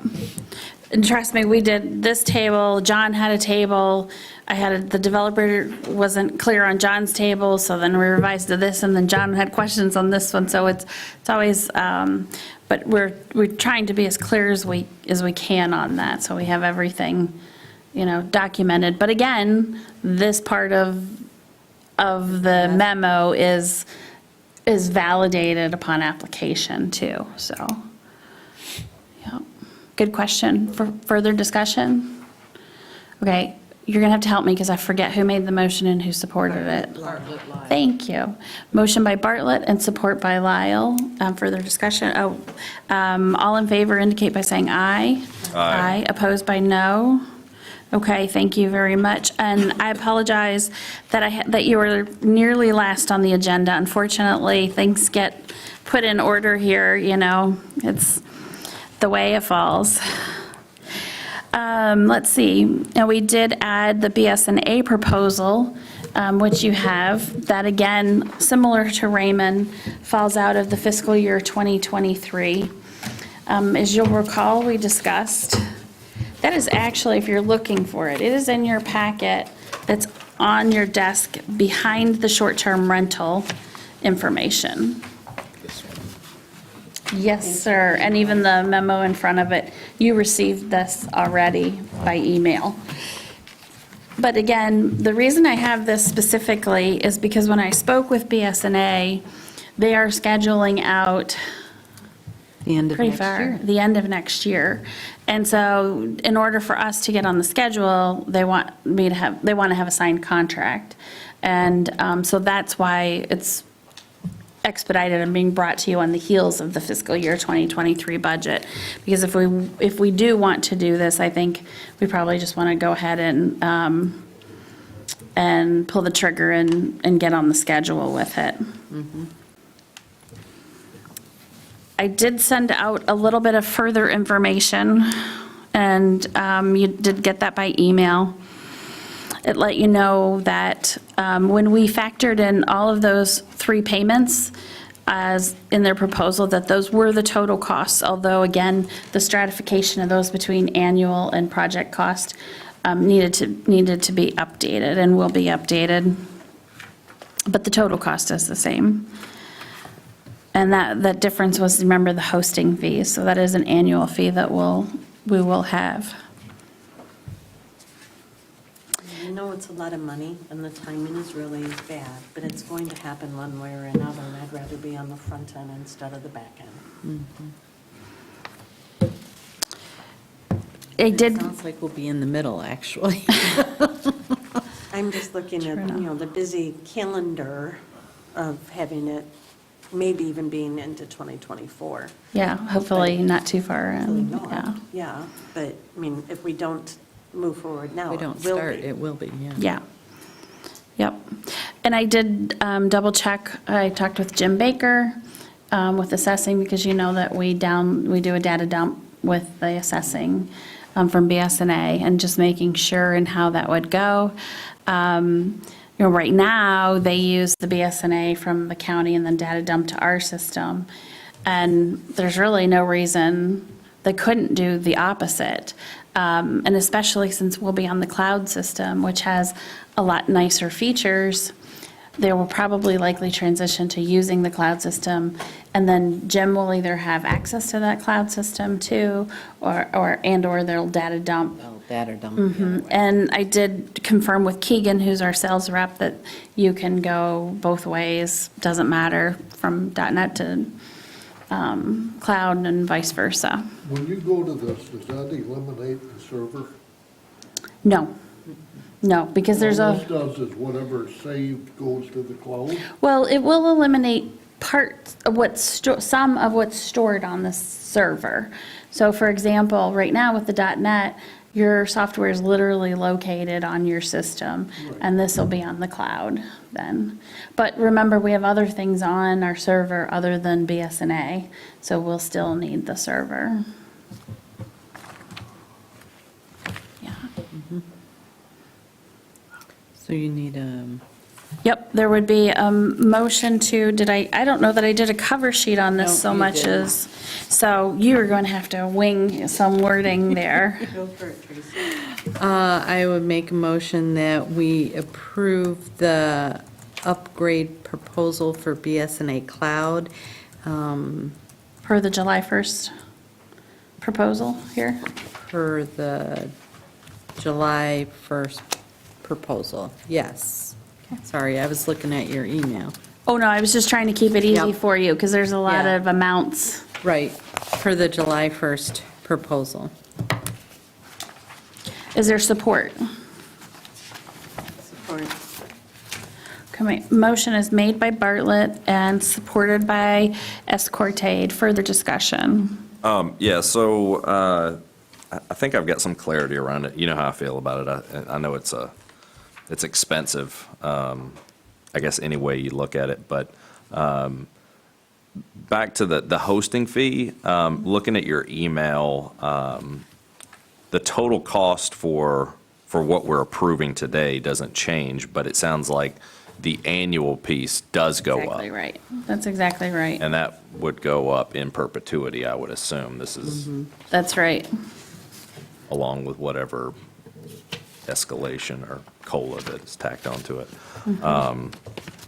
So, it's going to get, it's a heck of an investment. And, was looking through the proposal, not much else changed except for, there's a lot of training here. I get it, like, y'all probably need all the training you can get, but is it practical to think that the township is going to need 15 days? And I know it says it's billed on a days actually used. I was going to It could be say, less. I think when we went, and it's been years, but when we went from pervasive to .NET, I don't believe they were here as long as they had proposed, but it was there. I mean, if we don't block out their schedule Yeah. for that, then if we need it, we don't get it.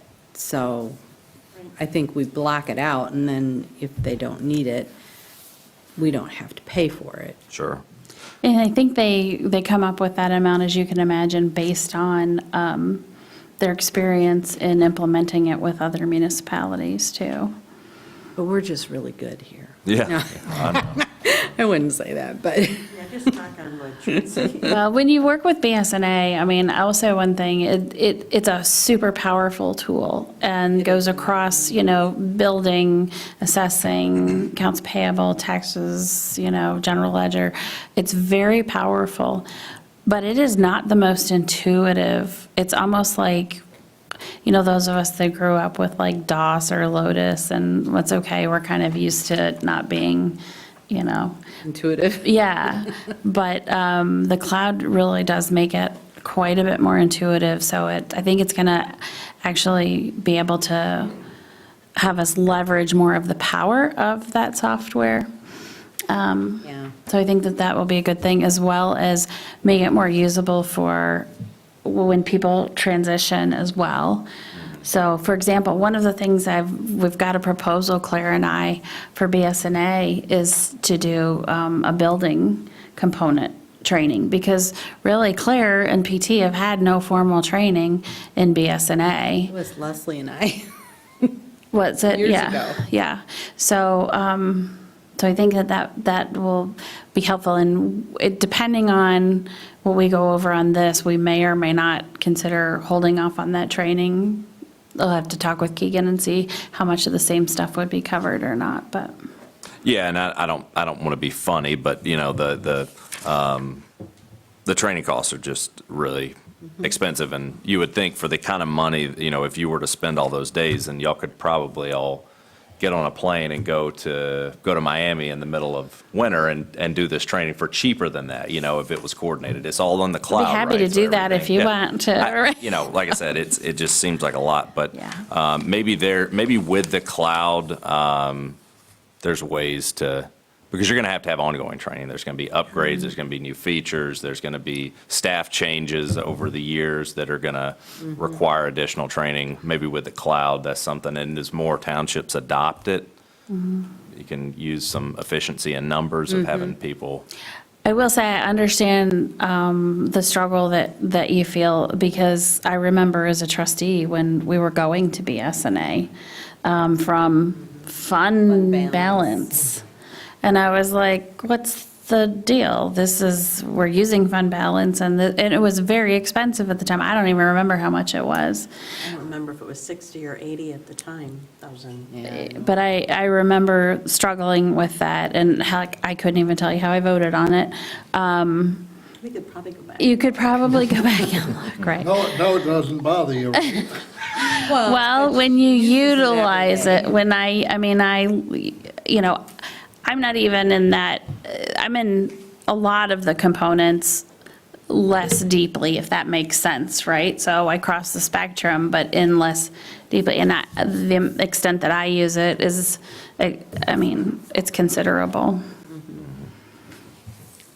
That's all I'll say about it. Oh, we do have a motion and support. Well, that was further discussion. Any other comments? Questions? Okay. All in favor indicate by saying aye. Aye. Opposed by no. Motion passes. Thank you. We'll let you know how that goes. We will block out our holidays next year, right? And with that, we will come to the second public comment. Anyone willing to make or anyone desiring to make public comment can step up, make public comment. Hi, Mr. McKellar, how are you? Good evening again. I want to thank you for having the discussion on the issues, kind of the practical implications as you walk through the ordinance.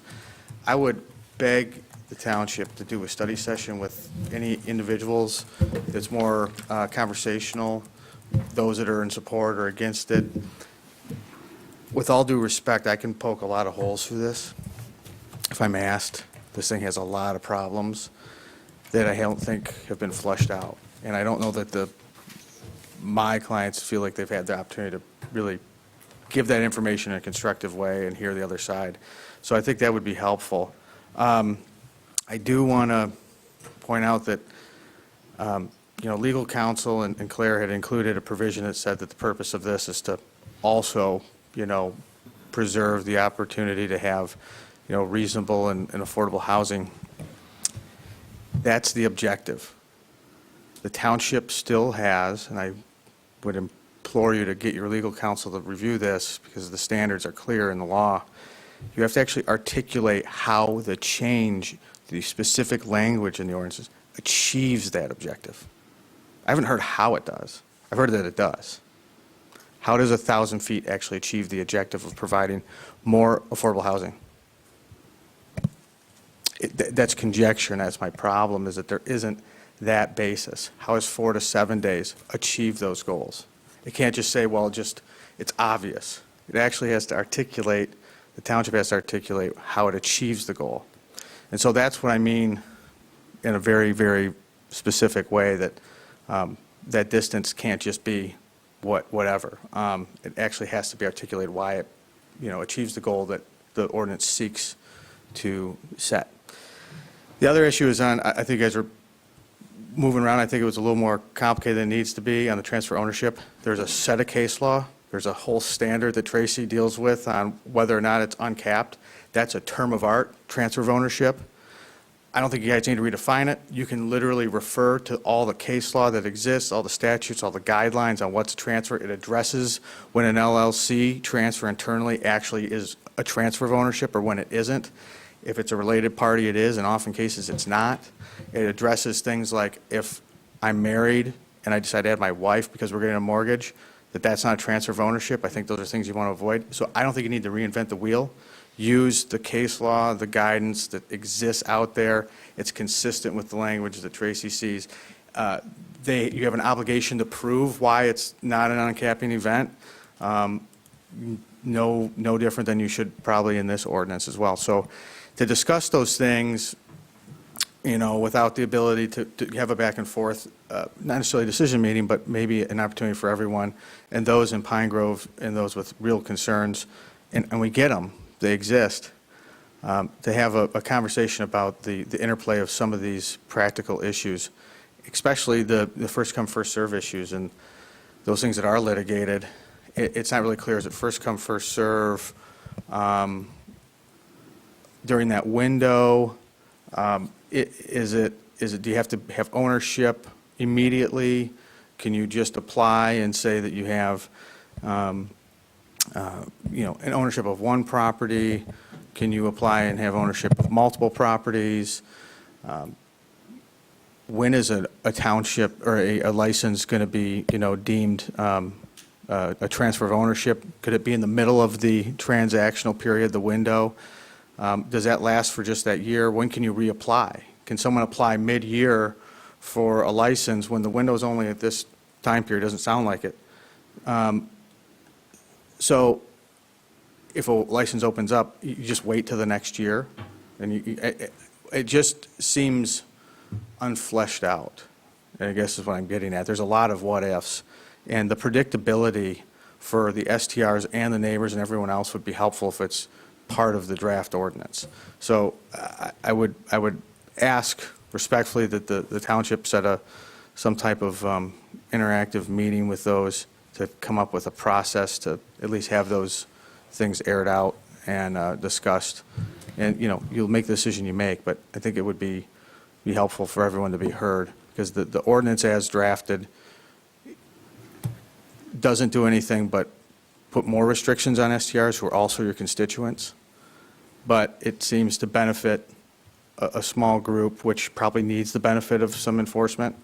But it does come at the cost of kind of throwing the baby out with the bathwater. So I would ask that you have a study session, because this is an important issue that could be litigated just simply because it's unclear in the ordinance draft. So thank you. Thank you. Ann, if you want to keep track of the time, we'll be lenient. certainly. But that was 5. So, go ahead. Thank you for making my point for me. I was just wondering if we're actually allowed to speak twice on the same subject. You go right ahead, Jill. Go ahead and introduce yourself and.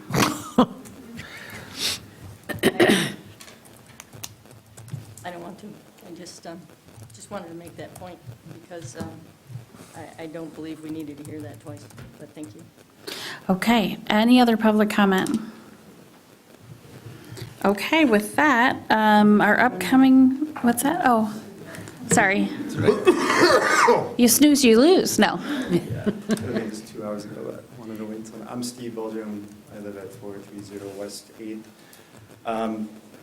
Yeah, I was at the first moratorium with the short-term rental. I haven't been to a lot of these. I'm just surprised at how many comments there were. It was interesting watching it, and clearly a subject that people are really passionate about. So I just wanted to, I guess, reiterate what some folks have said about, just really kind of doing your due diligence with things and digging into the why about things or the data behind things. I think, the 1,000-foot piece comes to mind. I mean, what does that really look like if you dig into that? What allowable density would that have within certain, does that really allow for a 2.5% density? I think probably not, if you're realistic about it. What does that actually make things worse for residents, because now your Airbnbs are affecting more neighbors than being a little more concentrated. So I'm not for or against one thing, I'm just more data oriented, and I really like doing due diligence, especially with a topic this important. I actually run a company that's adjacent to East Bay Township, and we have a capacity issue, and the way we address it is, it's not about quantity, it's about quality. So back to the enforcement issue, how do you ensure that the next licensee is going to be better than the one that just lost their license, right? Otherwise, you're going to have this perpetual problem of complaints. Like, it has to be about enforcement. It has to be about each person doing what they're supposed to do as a host. Otherwise, you're always going to have these issues. So how do you put an end to that? And I think sometimes it might be an easy fix, which is 1,000 feet or a 2.5% density, but the real fix is going to be harder to achieve. It's going to be tracking complaints, monitoring those, reporting on them, following up, getting rid of the toxic hosts. I think is really the only way you're going to achieve, both sides being happy, as happy as they can be. So that's it. Thank you.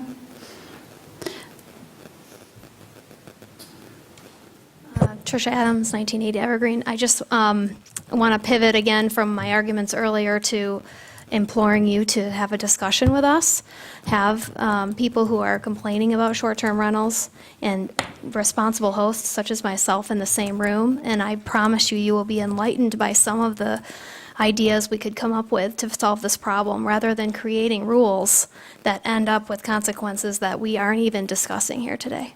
So please let us talk with you and have a dialogue so we can actually get some things accomplished. Thank you. Thank you. Further public comment? Okay, seeing none. Let's see, upcoming meeting dates. Our next meeting is December, is it the 12th? 12th? Yeah. Okay. December 12th. We don't have any special meetings between now and then. So if there's no objection, then we stand adjourned. Have a good evening, everybody. Drive safely. I do.